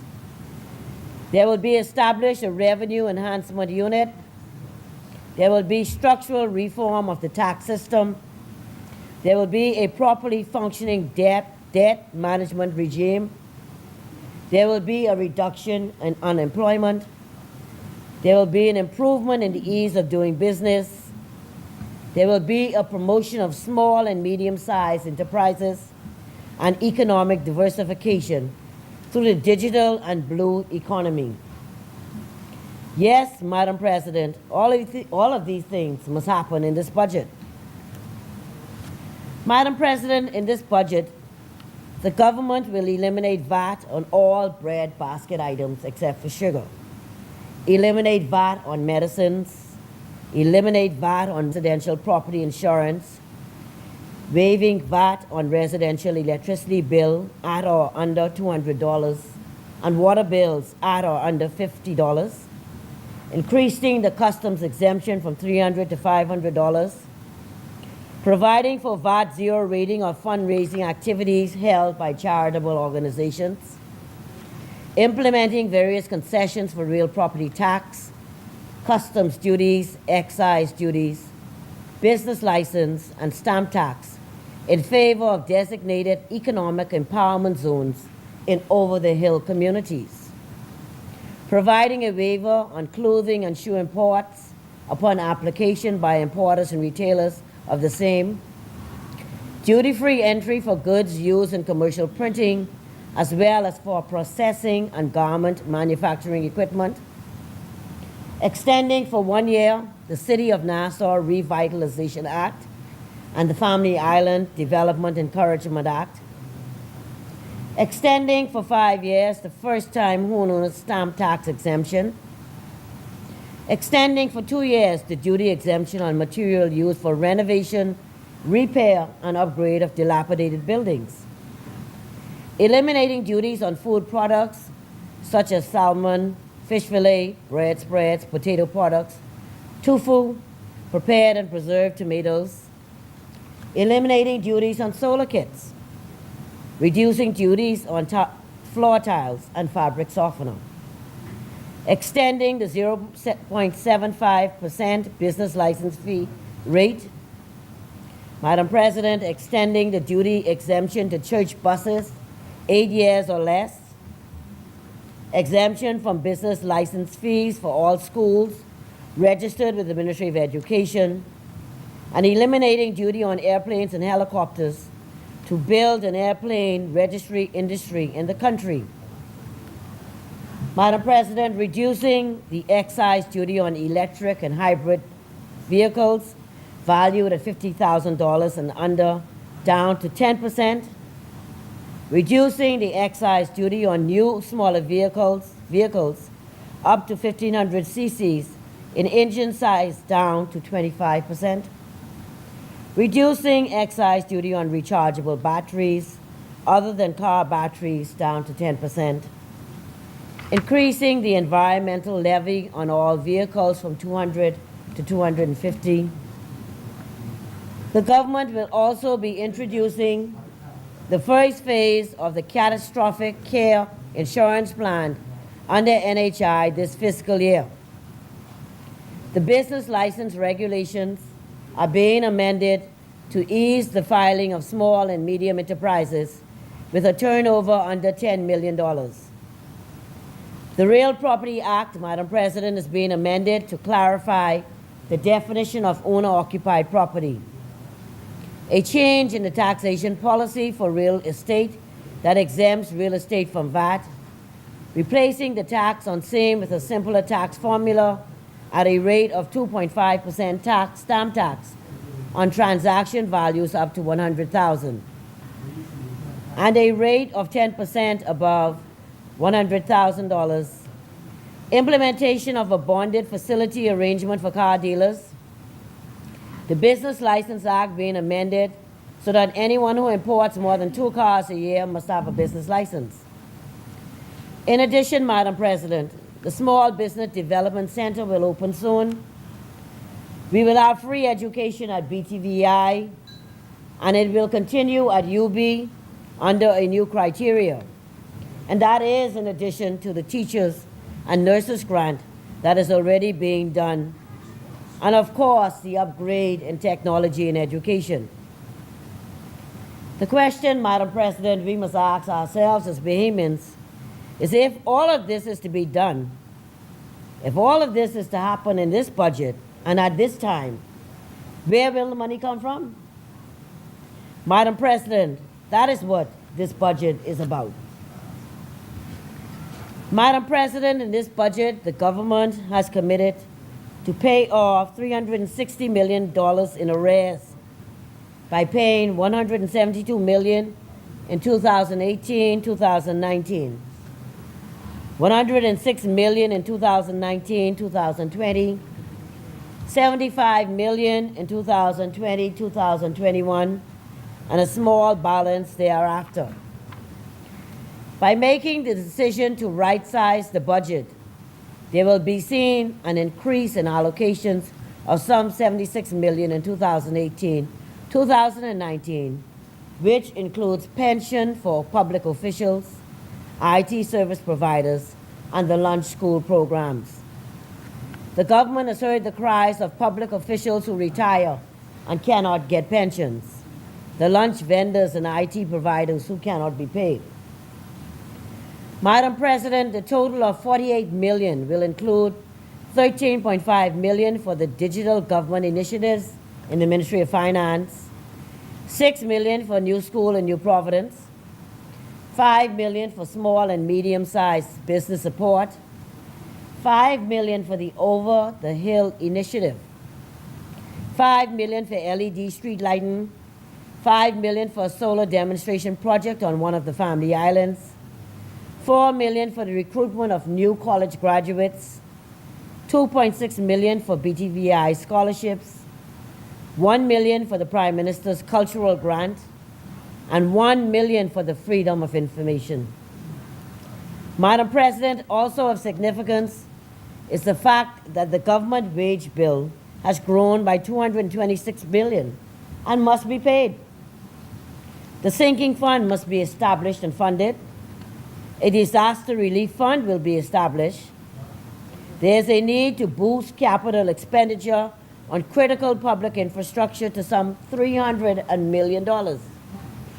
Implementation of a reduction of custom duties, and the need to engage unions and key stakeholders in a discussion of pension reform, as the government pension liabilities could exceed $3.5 billion in the next dozen years.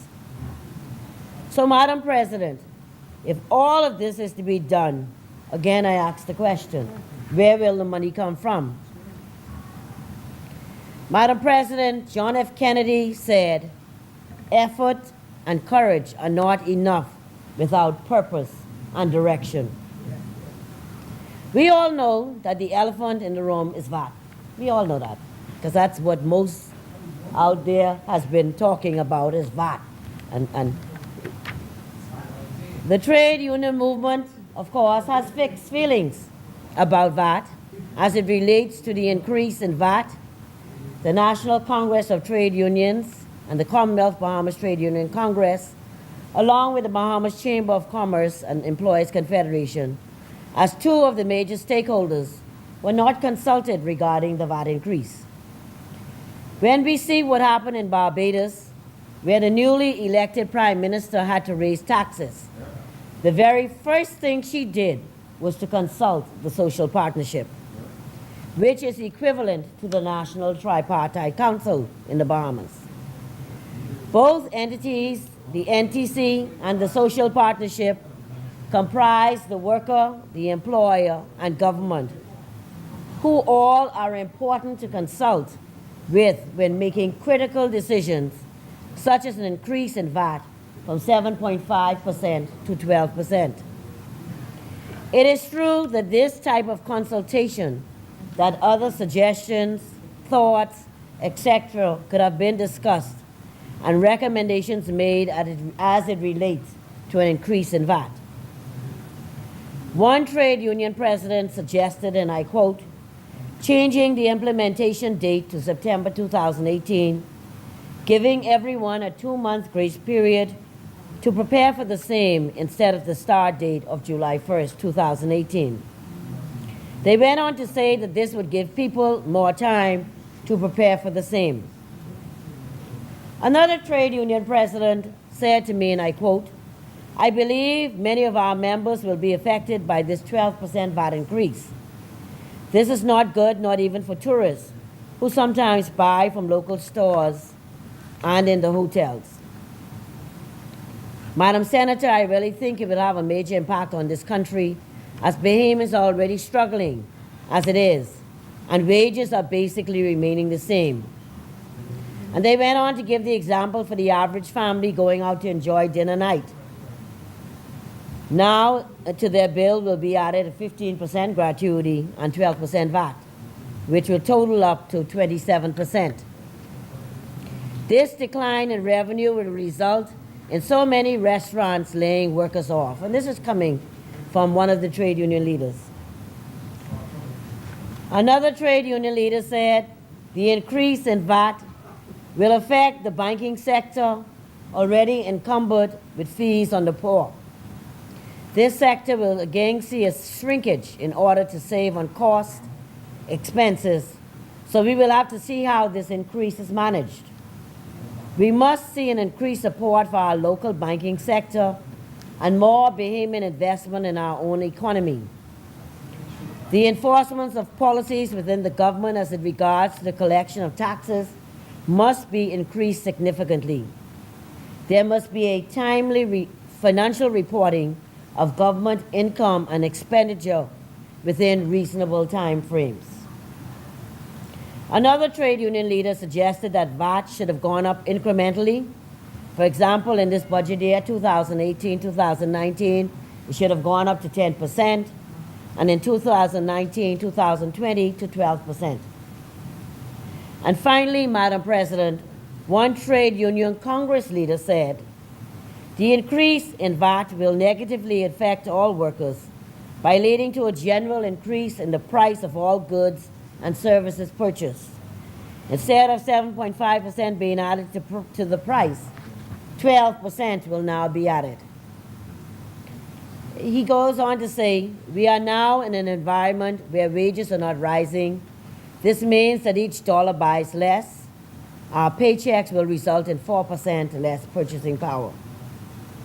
As workers, we are still trying to recover from the recession, where many displaced workers have not been able to find meaningful jobs with equivalent pay and benefits as before they were displaced either by the recession or by privatization. Also of particular concern to this National Congress trade union leader are our retirees who are living on a fixed income and of which a large portion of the income is spent to maintain rising insurance coverage. And that is something that we have to think about for our retirees. When you retire and need insurance is when the price goes up a lot. And all of us at some point will retire. I believe that workers' risk of job losses will increase if businesses see decreased business because of the increased VAT. If people are spending less, businesses may be forced to reduce staff. And he too gave the example of having to eat out and pay 12% and 15% gratuity.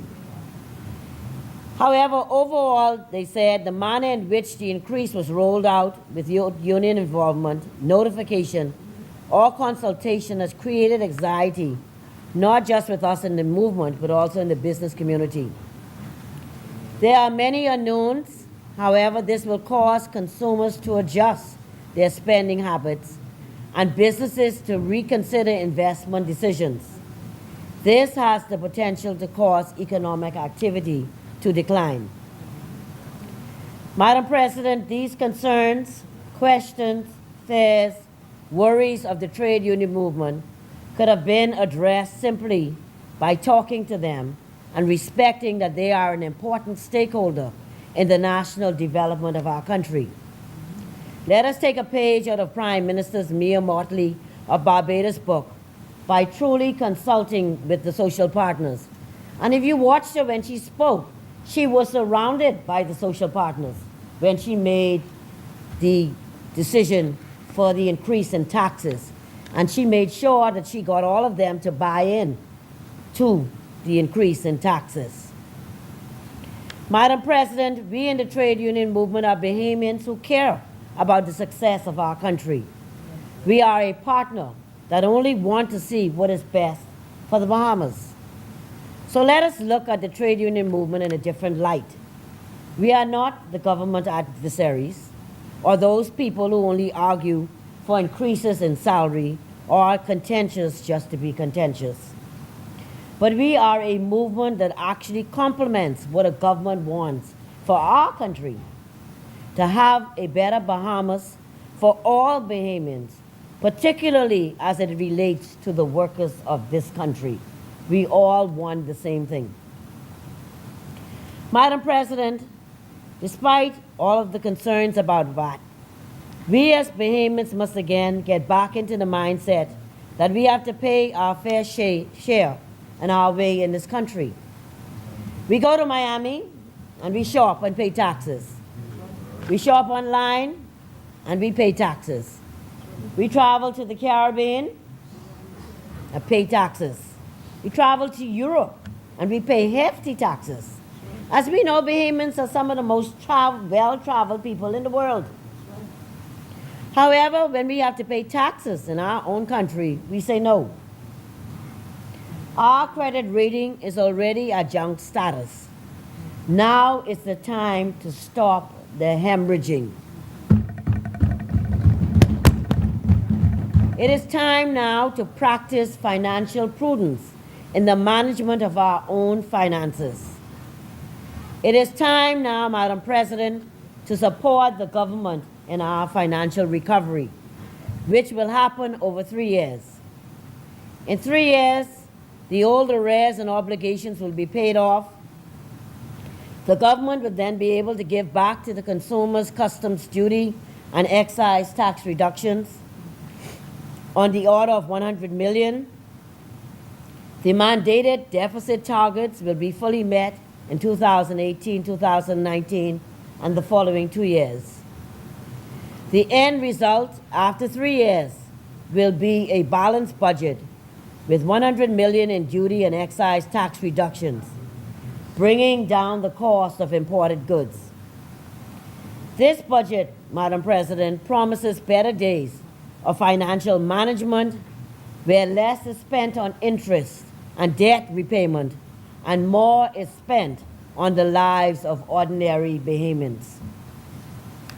The trade union movement expects to have better dialogue with the government, particularly in matters of national importance.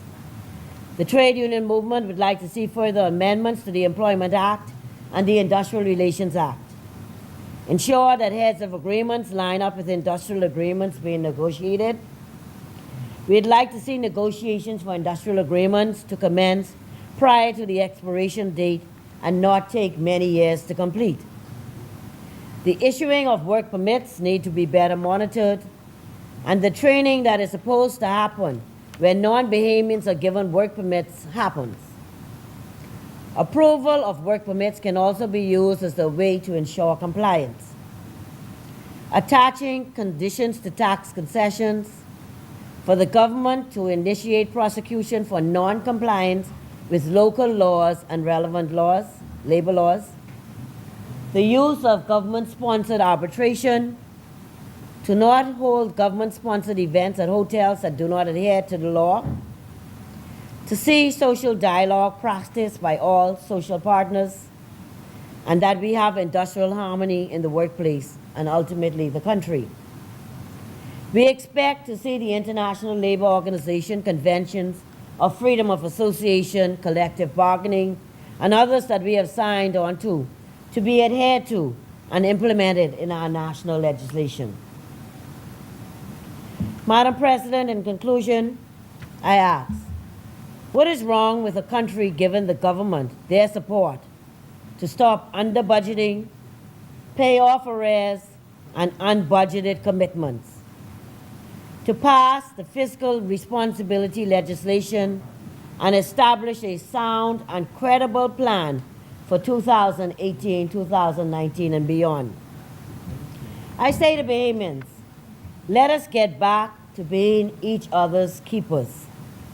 Let us again learn to truly be neighbors, to learn to share and to truly care for each other. We, the people, must be the watchdogs for this budget and ensure that the government stays on task with its projections. That's the people's job. We must make the government accountable for all of the additional revenue that will be collected by the increase in VAT and ensure that it is spent in the right way. The government has made some tough decisions. All I say to the Bahamian people is, we also have to make tough decisions for us to save the Commonwealth of the Bahamas. Gary Johnson says in closing, we're on the verge of a financial collapse unless we balance the budget. And that means, Madam President, some really, really tough decisions. I stand to support this budget. Thank you, Senator Dodson. The chair recognizes as many. The chair recognizes Senator the Honorable Kwesi Thompson.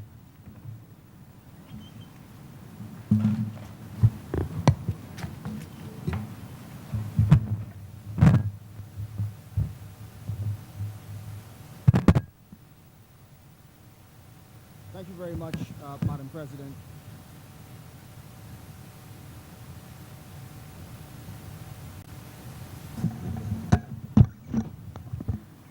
Thank you very much, Madam President. Madam President, it is an honor and a privilege to stand here once again and to address the country on what really is a landmark budget. For whatever it's worth, I believe that this budget is going to go down in history. It's going to go down in history really as the point. And you know, there are those on the other side who will say it's going to go down in history because of the increase in VAT. But I believe, Madam President, that this will go down in history as the turning point upon which our country was made right.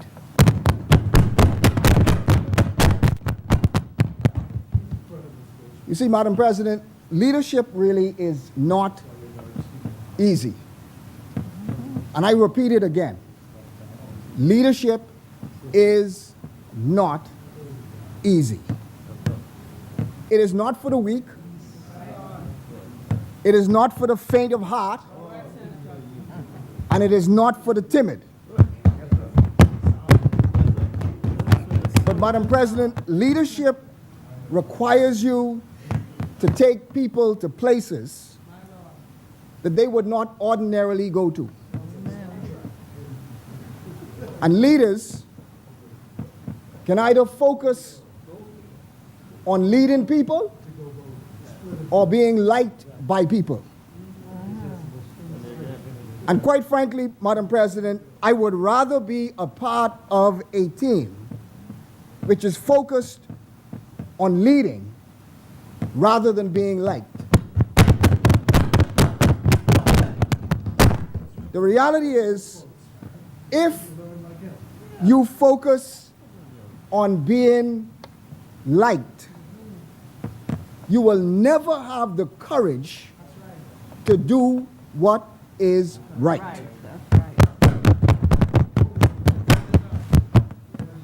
And Madam President, whatever has been said, this is a reality that I have seen lived every day in the life of our Prime Minister, Dr. Hubert Minnis, and by extension, this government. Madam President, leadership also requires you to take people through seasons they don't want to go through. Because in the end, it is where they need to go. But watch a leader's motives. Madam President, we on this side, as well as those on that side, love this country. This is our country. It is the only country we have. So, Madam President, say what you will, the FNM, and I said the PLP, I'm not going to leave them out. We all love this country, and what we do out of love for this country. And actually, this is the way that I believe the doctors perform, and I believe it was said on one of the speakers, I believe it was Vice President, that came to my mind, is this is how a doctor performs. They do what is necessary to make you better, even though it may cause you initial pain. The doctor is focused on getting you better, not whether you feel pain or not. It may even appear that they do not care about your pain. But without hesitation, they will swiftly, methodically cause you pain if it will make you better. Swiftly and methodically. Cause you pain. Absolutely. If they believe it will make you better. They recognize that saving your life is worth a season of pain.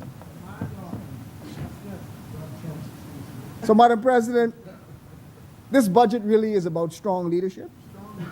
It's about good governance, and it is about fiscal responsibility. The Bahamas needs these qualities more now than ever before. Here is the reality that under the first year of the FNM, we have already begun to see improvement in the general state of our economy. That is a fact. And it is a fact that the other side will not mention in any of their speeches. They will never mention that under the FNM in the first year that we saw growth for the first time in 5 years. They will never mention that. In this new budget, the government foresees further improvement and growth in the Bahamian economy. Again, this is a fact. Yes, sir. Keep preaching. The rate of real economic growth last year is estimated to have been 1.4%, and it is now anticipated to get to 2.5%.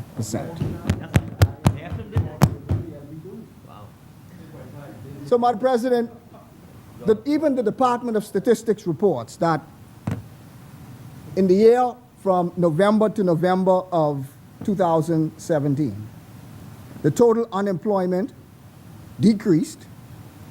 And even in Grand Bahama, yes, even in Grand Bahama, specifically there was a slight decrease in unemployment rate from 12.4 to 12.1 in Grand Bahama.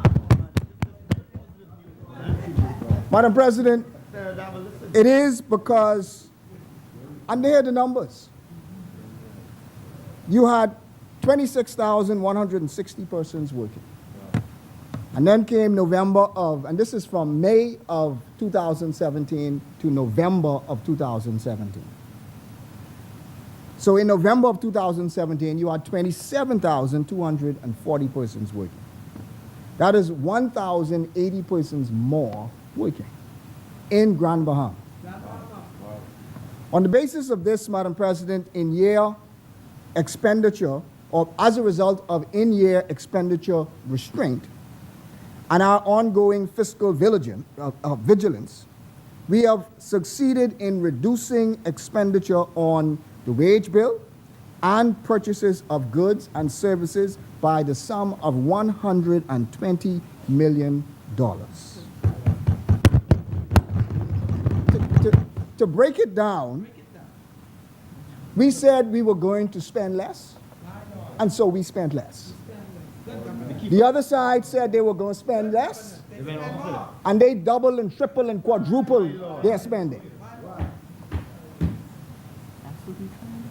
On the basis, Madam President, of these fiscal developments, the GF deficit, and again, these are things that the public, they will not talk to you about. They won't tell you that we reduced the deficit by almost $300 million. They won't tell you that they left the deficit by over $600 million. They won't tell you that. But all they will talk to you about is the VAT and the corned beef. But, Madam President, here are some of the highlights of the budget communication. And these are real items that will affect the lives of the people in the Bahamas. Budgets set the course for a new year. Yes, sir. There are some that are feel-good budgets, and they are filled with wonderful giveaways. But then there are others that have painful corrective measures. Well, this year's budget, Madam President, is a mixture of both. In the national budget is the removal of VAT on breadbasket items, providing much needed tax relief to individuals for their basic food needs, with the exception, obviously, of sugar, which has been removed from the list of breadbasket items. As indicated by the Honorable Minister of Health, it is essential for Bahamians to have access to healthy food that will give you a balanced diet. So there were adjustments made to the breadbasket items. Again, here is the reality. VAT will come off of breadbasket items. This is what we committed to do as a party.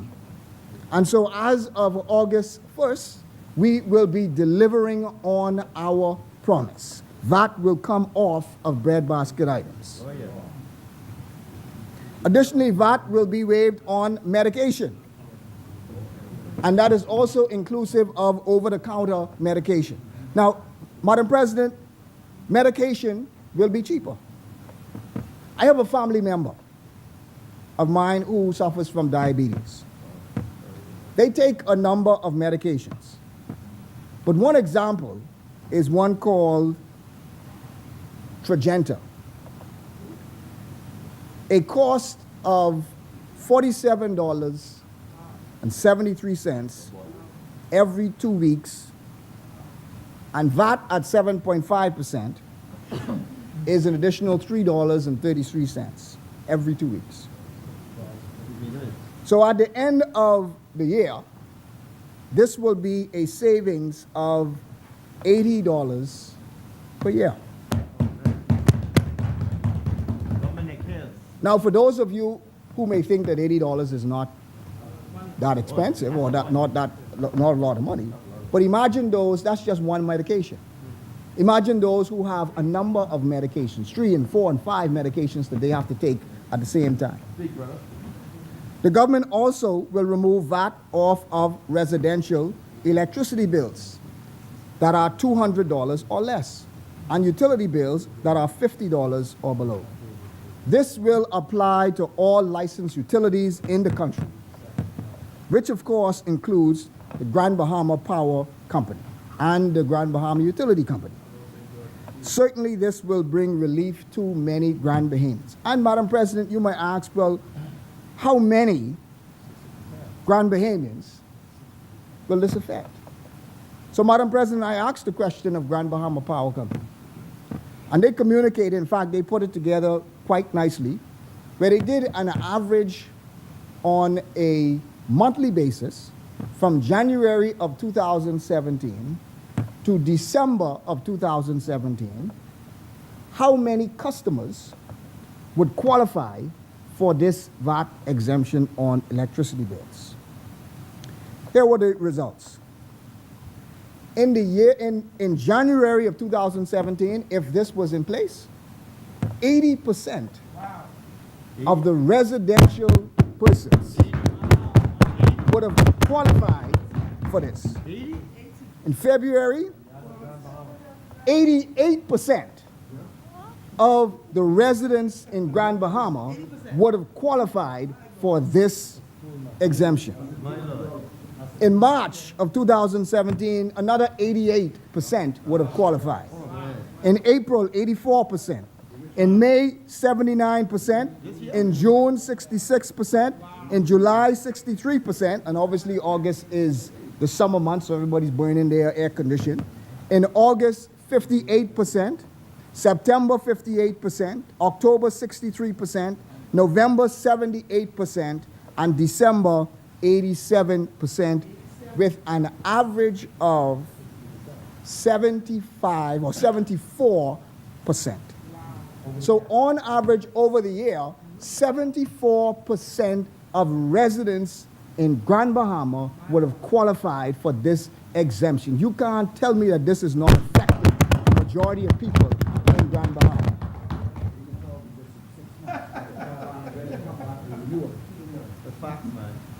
So, Madam President, VAT will be eliminated on residential property insurance. This is throughout Grand Bahama. Grand Bahama Power Company covers the entire Grand Bahama. VAT will be eliminated on residential property insurance. First time homeowners stamp exemption will be extended for not just 1 year, but will be extended for 5 years, thereby making it easy for persons to process and becoming a homeowner. Madam President, the government will also increase their personal exemption from $300 to $500, which will be given twice a year. Now again, Madam President, I did a little bit of research on this and wanted to know how many residents, because they tell you, you hear this all the time, that people ain't got no money to travel in Grand Bahama, so people don't travel. So Madam President, I asked for Customs to provide some information. And so according to Customs, in the year of, from January again 2017 to December of 2017, they had a total of 31,837 Grand Bahamians who traveled by way of Valeria Express and the Grand Celebration in 2017. That's not even including the airlines. I didn't even bother with the airlines. But Grand Celebration and the Valeria, a total of 31,837 persons in Grand Bahama traveled. Customs also stated that in that year, between January of 2017 and December of 2017, Grand Bahamians used a total of $4 million in exemption. So those $300 added up to the tune of $4 million in exemption in a 1 year period of time. So the exemption is going to be increased by 60%. Therefore, the reality is Grand Bahamians will be able to keep or to use an additional $2.4 million worth of exemptions on a yearly basis. $2.4 million is a significant number when it comes to additional exemption usage, Madam President. Further, the government is implementing a waiver on duty on clothes and shoes and fabric imports upon application by importers and retailers of the same. This will be extended to any merchant, large or small, who has a business license for the sale of clothes or shoes or fabric. We are at the same time putting in place procedures to ensure that the savings are passed on to the customers, which is very important. This will be a benefit to all Bahamians, particularly those who do not have the means to travel abroad to shop for their clothes. But it is also a benefit to those local store owners. So for those in Grand Bahama, this should be a benefit to retailers like the Park and Shop, like Choices, like Esquire, Cosrite, Richie's Calypso, among other clothing and shoe retailers who continue to serve the Grand Bahama community. We hope that their services will be able to this will be able to generate activity in the economy, as they will be able to import their goods at a reasonable cost and make a profit and also sustain their businesses. Madam President, you know why I believe that this is going to be successful? I had the opportunity to speak to a number of store owners in Grand Bahama. And we decided to have a discussion about what would make things a little easier or better for them in Grand Bahama. One of the things that they proposed was they said, could you give us a duty exemption on items that were consumable items? And as Senator Darwell knows, that's pretty much a no-no when it comes to the Grand Bahama. You can get bonded goods, but not on consumables. And most certainly you would have not been able to get them on clothes and shoes. And they said, they made a strong case. And they said, you know something, we have to compete with the persons who are going to go away and buy their clothes and bring their clothes back in. We are at a disadvantage because we can't bring in the variety that people want because we have to pay the duty up front, which really made sense because they then have to find that cash up front to pay the duty in order to bring it back to the people to be able to sell. But what this does is this takes the 25% or 40% or whatever the duty percent was on clothes, 20%. This takes that 20% off automatically so that they are able to use that same cash that they were going to pay duty with to buy more clothes and to be able to provide more of a variety. And what people want when it comes to buying clothes is to be able to have more of a variety. That's the reality. The reality is some women don't buy clothes in Freeport because they say, well, if I buy one dress, then my friend down the road can buy the same dress. And they can show up at a function with the same dress on. So we want to be able to provide those store owners with enough variety to where persons will want to shop home and leave some of those funds home, Madam President.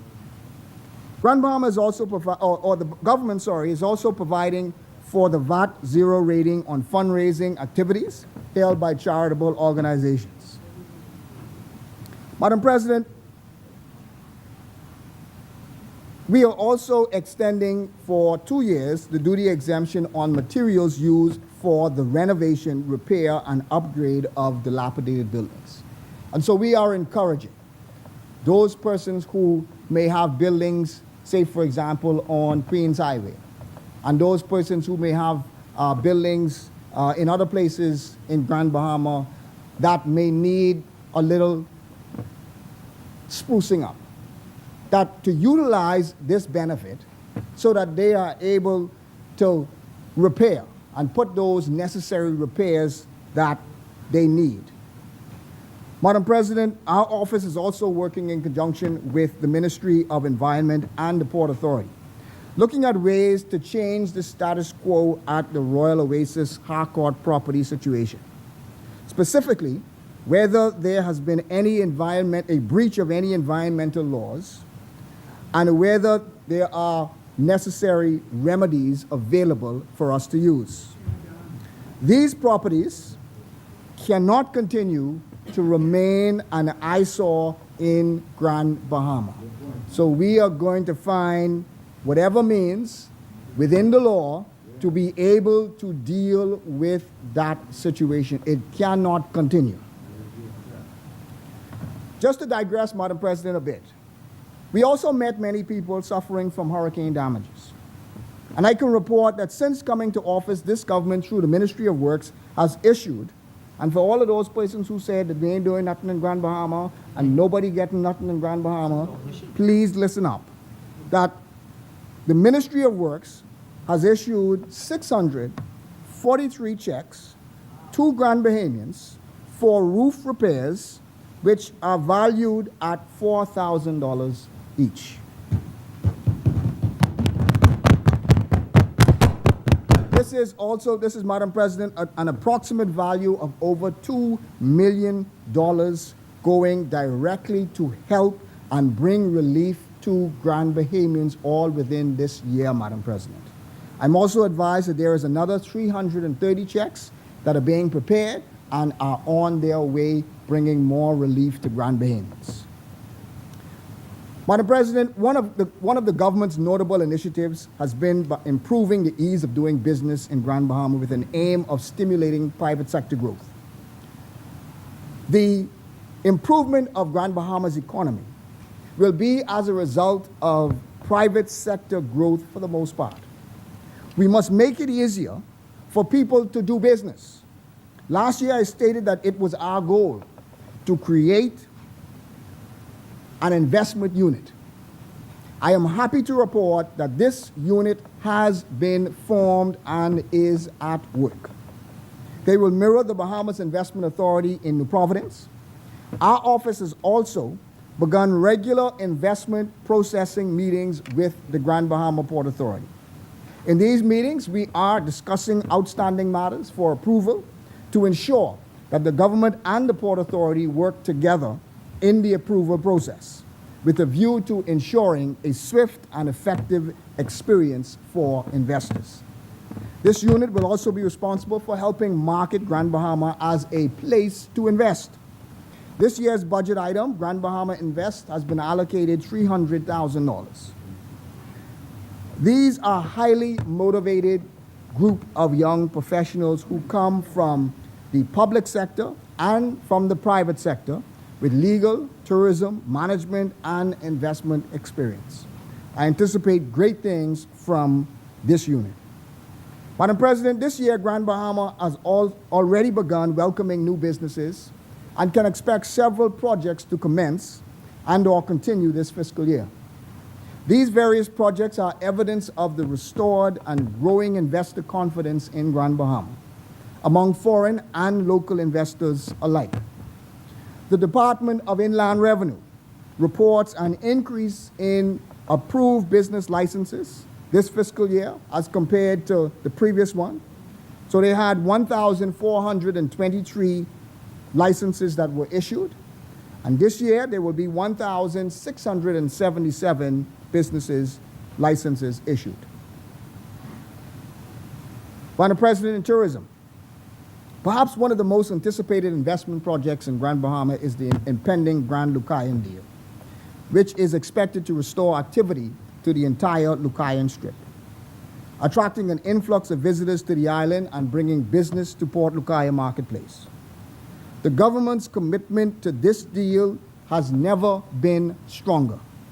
While completing this deal has proven to be very complex and has taken far more time than we had hoped, our resolve and dedication remains high. Madam President, this deal must get done. We worked hard for the agreement signed by this past November with the Bahamas Paradise Cruise Line to bring the grand celebration back to Grand Bahama and to add a newly acquired sister ship which arrived in Grand Bahama on the 14th of April this year. The Grand Classica has now been deployed and sails between the port of Palm Beach and Grand Bahama 3 times per week. We again worked hard, Madam President, to see that this month, Bahamas Paradise Cruises and the taxi union announced an agreement to assist taxis who have continued to struggle for business in Grand Bahama for many years. The taxi drivers will transport all overnight guests and all transfers, which are not tours, and the tour buses will take the day passengers who have been scheduled for tours. As a result of this agreement, it is estimated by the union that taxi drivers will receive up to $10,000 a week or $40,000 a month in new business. This is what the taxi drivers have said. It does not solve all their problems, Madam President, but it does represent real improvement that makes a difference in the lives of Grand Bahamians. Madam President, this is what we are all about. Working to bring relief for the everyday man in Grand Bahama and trying to bring real results to them. What makes this business even more important is that taxis are able to build relationships with their passengers. I'm also excited to note, Madam President, that this government negotiated an airlift agreement with Sunwing, and we now have the return of Vacation Express. I personally welcome passengers from the first non-stop flights from various U.S. cities. So we now have flights from Detroit, Chicago, Nashville, Pittsburgh, Newark, Baltimore, Cincinnati, and Dallas. They are now being operated by Swift Air. The Ministry of Tourism projects yielding a potential of 16,000 passengers as a result of this agreement. I also can report that taxis at the airport have also received a significant increase in business as a result of these additional passengers. It is crucial, Madam President, that while we seek to attract visitors to Grand Bahama, we also seek to provide a spectacular visitor experience for them at the same time. Madam President, I am particularly excited about the ongoing developments that have started in the eastern and western island ends of the island outside of Freeport. So one notable development is the Seaward Fishing Village, which upon completion will comprise a series of village-style homes on marina front lots in Deadman's Reef. They have already started to talk to local contractors and have already begun to market these properties for sale. Similarly, the Blue Marlin Cove Resort has announced plans to complete their major expansion. Madam President, the government is presently in final discussions also with the investment group Grand Palm Beach Acquisitions regarding the $2.5 billion 10-year deal to revitalize what was the much anticipated GIN project in West End. Grand Palm Acquisitions will construct, repair, revitalize, develop, and operate a 246-room hotel, and they will also have an additional 2 hotels, a banquet facility, branded residence, and also a casino. They also anticipate, Madam President, having facilities for mega yachts. And what is interesting about this, Madam President, is as a result of the Technology Hub initiative, they've indicated that a part of their development will be a smart city, where they will also be attracting technology companies to set up their companies within the project. The government is now in negotiations on the heads of agreement, and we are informed that in the first year, the developers intend to hire approximately 200 Grand Bahamians. This year, we have also seen significant developments in other areas as well. So we've seen the Omni Financial Group expand into Grand Bahama, and they have hired an additional 10 persons. We've seen the Wind River, this year, we've seen the Wind River Tobacco Manufacturing Company commence their operations, and they hired 16 employees. We've seen Falco Marine and Logistics Management, a $1.4 million investment, which is 100% Bahamian owned, and they have hired 16 Grand Bahamians.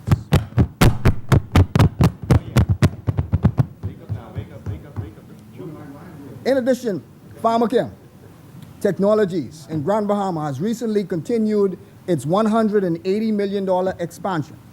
We are pleased that Quality Services has also advised that they will be hiring approximately 60 persons in the following areas of electricians, instrumentation workers, pipe fitters, welders, safety officers, and helpers.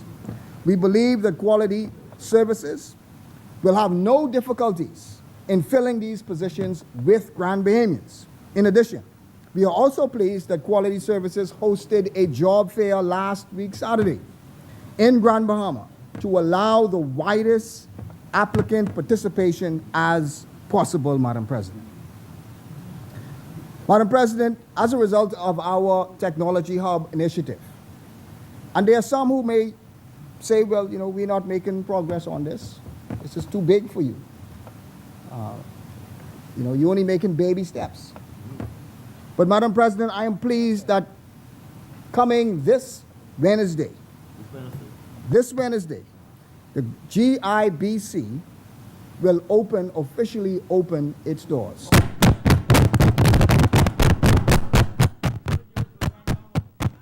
Madam President, GIBC became one of the first companies to benefit from the Commercial Enterprise Act and open its doors in Grand Bahama.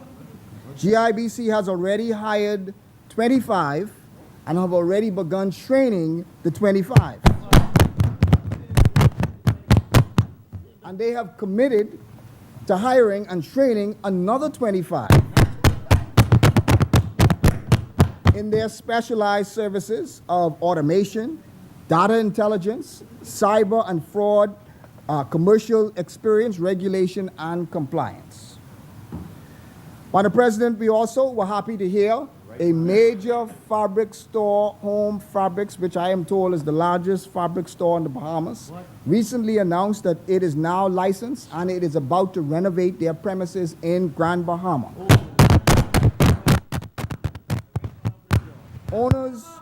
The owners will be investing $2 million in this project and hiring an initial staff of 10. Madam President, this is an exciting one that I really enjoyed to be able to speak about. The beloved skating and recreation facility, Gombe Land, has been refurbished and has reopened its doors. They opened for the first time last week. They indicated that they are going to employ, or they have employed, 20 persons to start off with. Gombe Land facilities were renovated at an estimated cost of $500,000. The first phase features roller skating, go-kart racing, and a teen dance, and a laser tag area. They also say that Bahamian entrepreneurs and vendors will be allowed to rent booths so that it will encourage more economic activity. I am extremely pleased to note that Gombe Land is a Bahamian-owned entity, having been revived by the children of its former owner. It is so refreshing to witness Bahamians having confidence in their own economy. So, Madam President, I also want to commend the Bahamas Development Bank, who had assisted them with the funding. The Tech Hub Initiative, Madam President.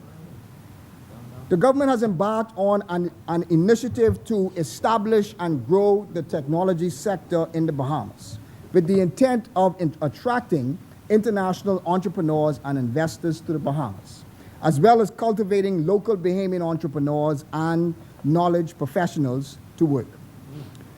Madam President, I am pleased to note that for the first time, we have a line item in the budget to help us establish this initiative. So the government has since begun implementing its recommendations from the steering committee to make the technology hub a reality. We saw last week that we had the Bahamas Blockchain and Cryptocurrency Conference came, where they had over 400 persons from international, from Nassau, and from Grand Bahama. There were a number of investors who were very, very interested in investing in Grand Bahama, and so we will continue to work on that initiative. Madam President, the Tech Hub Committee also unveiled its strategic plan. And Madam President, we also want to say this. On the 27th of this month, the Ministry of Education, in partnership with our office, as a result of our Technology Hub initiative, will launch a program which really was the brainchild of our Prime Minister. We will have 50 high school students in Grand Bahama and 100 high school students in Nassau. Hold on, don't clap yet. You don't hear what they're clapping for. You will have 50 in Grand Bahama, 100 in Nassau, who will begin, that's coming, but this year, who will begin the first of its kind high-tech summer training program. For the next 3 summers, and upon graduating high school, they would have obtained certifications in Python development, website development, JavaScript, Linux fundamentals, network certification, among others. What this means is that even before these students graduate high school, they will have the necessary certifications in technology to be able to be employed upon leaving school. We are focused on training and capacity building for the digital economy, and Grand Bahama is going to lead the way in this.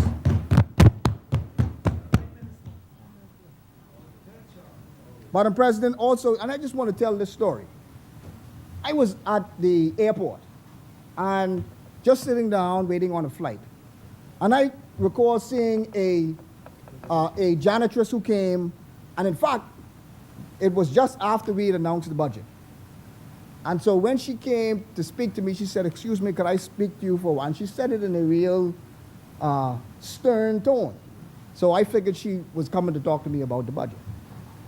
And she started off by saying that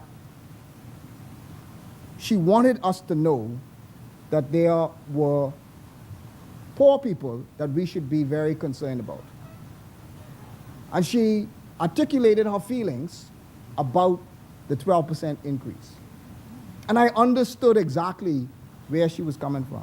And I understood the fear that she had because she made mention about the amount of money that she makes per week and what that would mean for if that VAT was increased. She then said, "Madam President," I began to talk to her. I asked her to sit down for a couple of minutes, and I began to engage with her. And one of the things that she said was, "What does this budget have for the young man sitting on the blocks?" That was her pointed question. For the young man sitting on the blocks, what does this budget have for them? And I began to think and was able to thankfully say to her that one of the things that this budget actually has for those young men sitting on the blocks is that any one of those young men, whether they have money in their pocket or not, that they are able to go to BTBI free of charge and get qualifications, be trained, get a skill, and be employed at the same time after they've gotten their qualifications. And when I said that to her, it was almost as if her eyes lit up. And she got it, that the budget is more than just that. The budget speaks really to the lives of ordinary Bahamians, and it speaks to giving those ordinary Bahamians opportunity. I spoke to, you right on it, Senator Dowell, you right on it. But Madam President, I spoke to a group of about 200 students last Thursday, I believe, when we had our opening of the summer job program.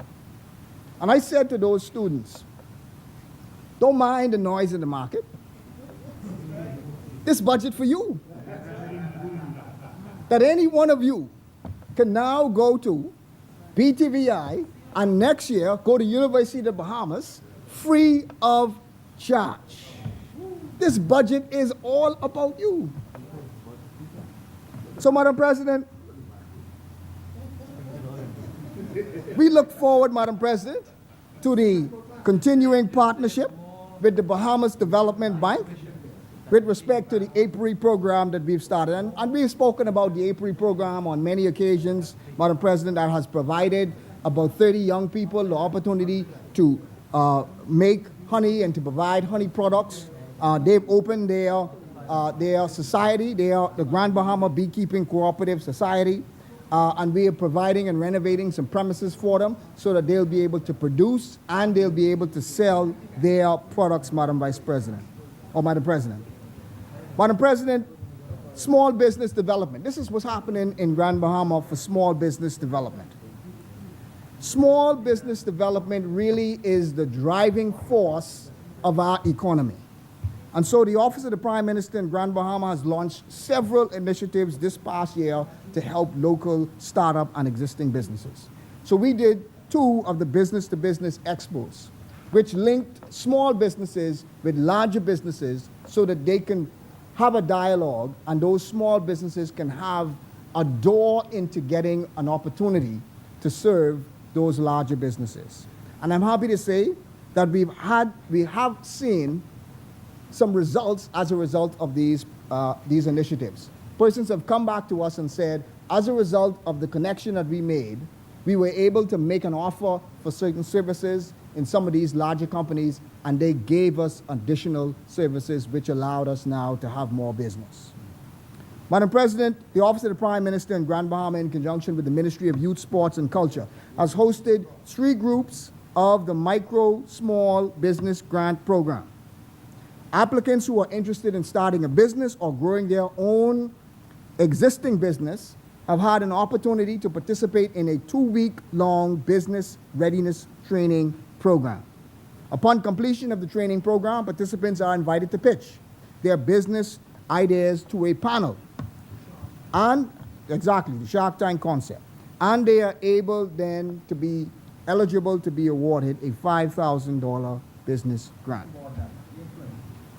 I really want to add a face and a name because there are some people who say 5,000 don't do nothing. So I really want to add a face and a name to some of these persons who were granted businesses. Wilson Joseph of Island Harvest Farms. He began a backyard farming and developed a passion for it. Through our program, he was able to get a waiver on his business license from the Grand Bahama Port Authority. He was able to purchase land for farming in the port area with a flexible payment plan. So he's able to start the payment plan, which helped significantly when it came to startup. And to date, his land has been cleared, and he is in the process of setting up the first phase of his irrigation system on that land. That is what this program could do.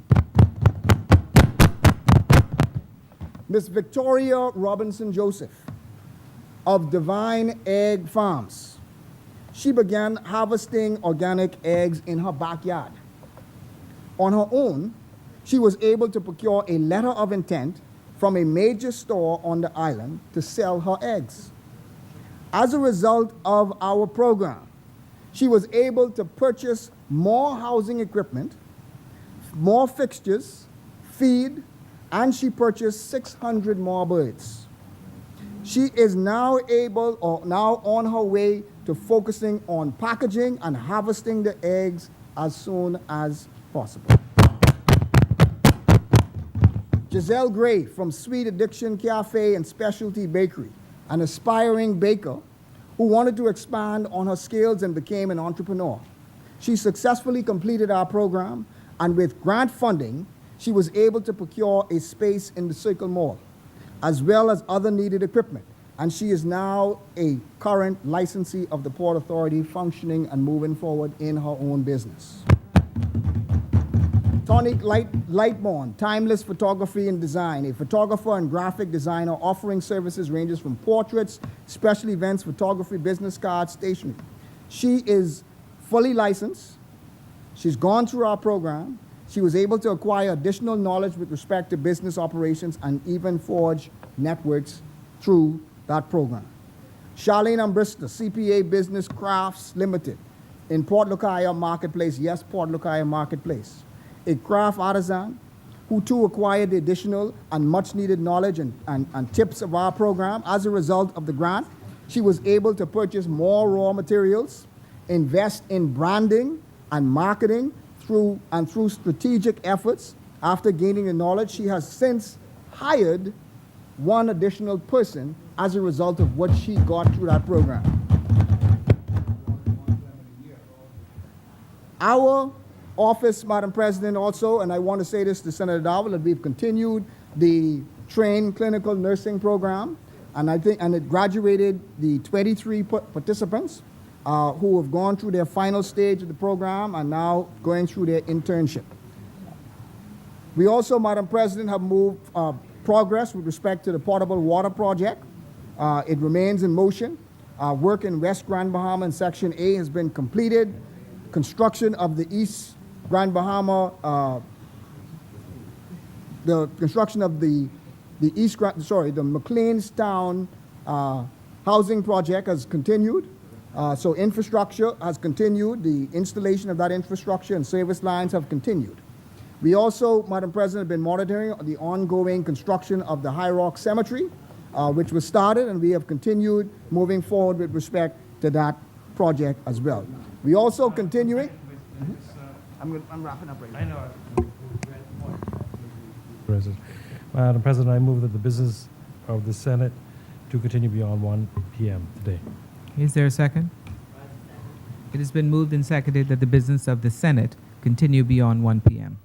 As many? Thank you very much, Madam President. Madam President, I'm wrapping up. Madam President, our office also has continued the implementation of the LED lights for government buildings, which was again started, and we met in place, and so we are continuing with respect to that project.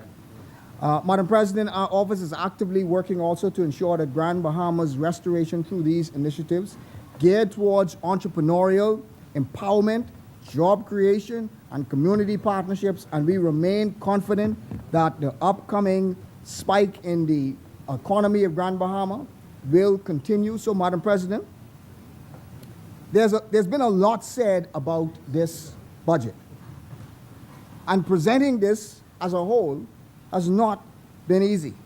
And as all senators have spoken about, that it has not been an easy process. But it is the right thing, Madam President. Doing what is right is not always easy. And I believe in what our Prime Minister, I believe in what our Deputy Prime Minister is trying to achieve. I believe in it. I know that it will not be an easy road to achieve.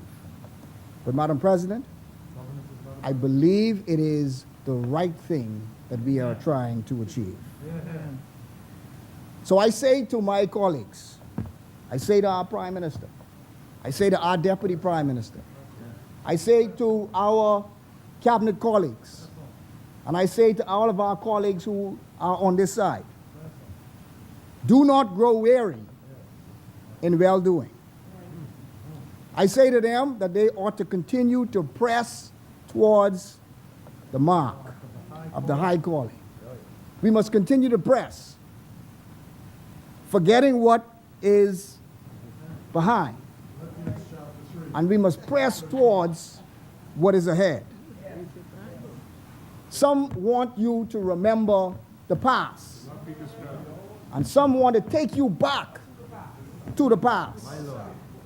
There are some who want you to stop and look back, but we're not going to stop and look back. We're not turning into a pillar of salt in this place. So I say to my colleagues, stay on track. It is not easy, but stay on track. Even in the face of opposition, stay on track. Even though it is not the popular thing, stay on track. Even though there are some who may leave you, and that's okay, because not everybody is going to go where we need to go. But we must stay on track. So, Madam President, Grand Bahama, we are on track.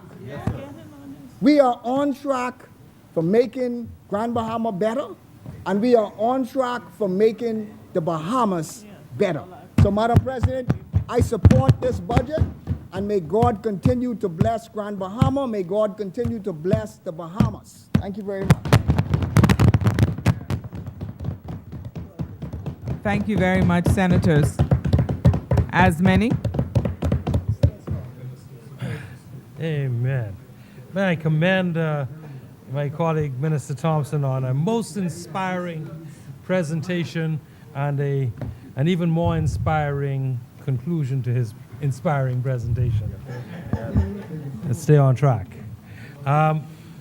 Madam President, I beg leave to move that the business of the Senate on its rising be suspended to 3 p.m. this afternoon, if I may obtain a seconder. It has been moved and seconded that the business of the Senate do now suspend to 3 p.m. this afternoon. All those in favor would say aye. Aye. Those opposed, nay. One nay. The ayes have it. The business of the Senate will now suspend to 3 p.m. Thank you.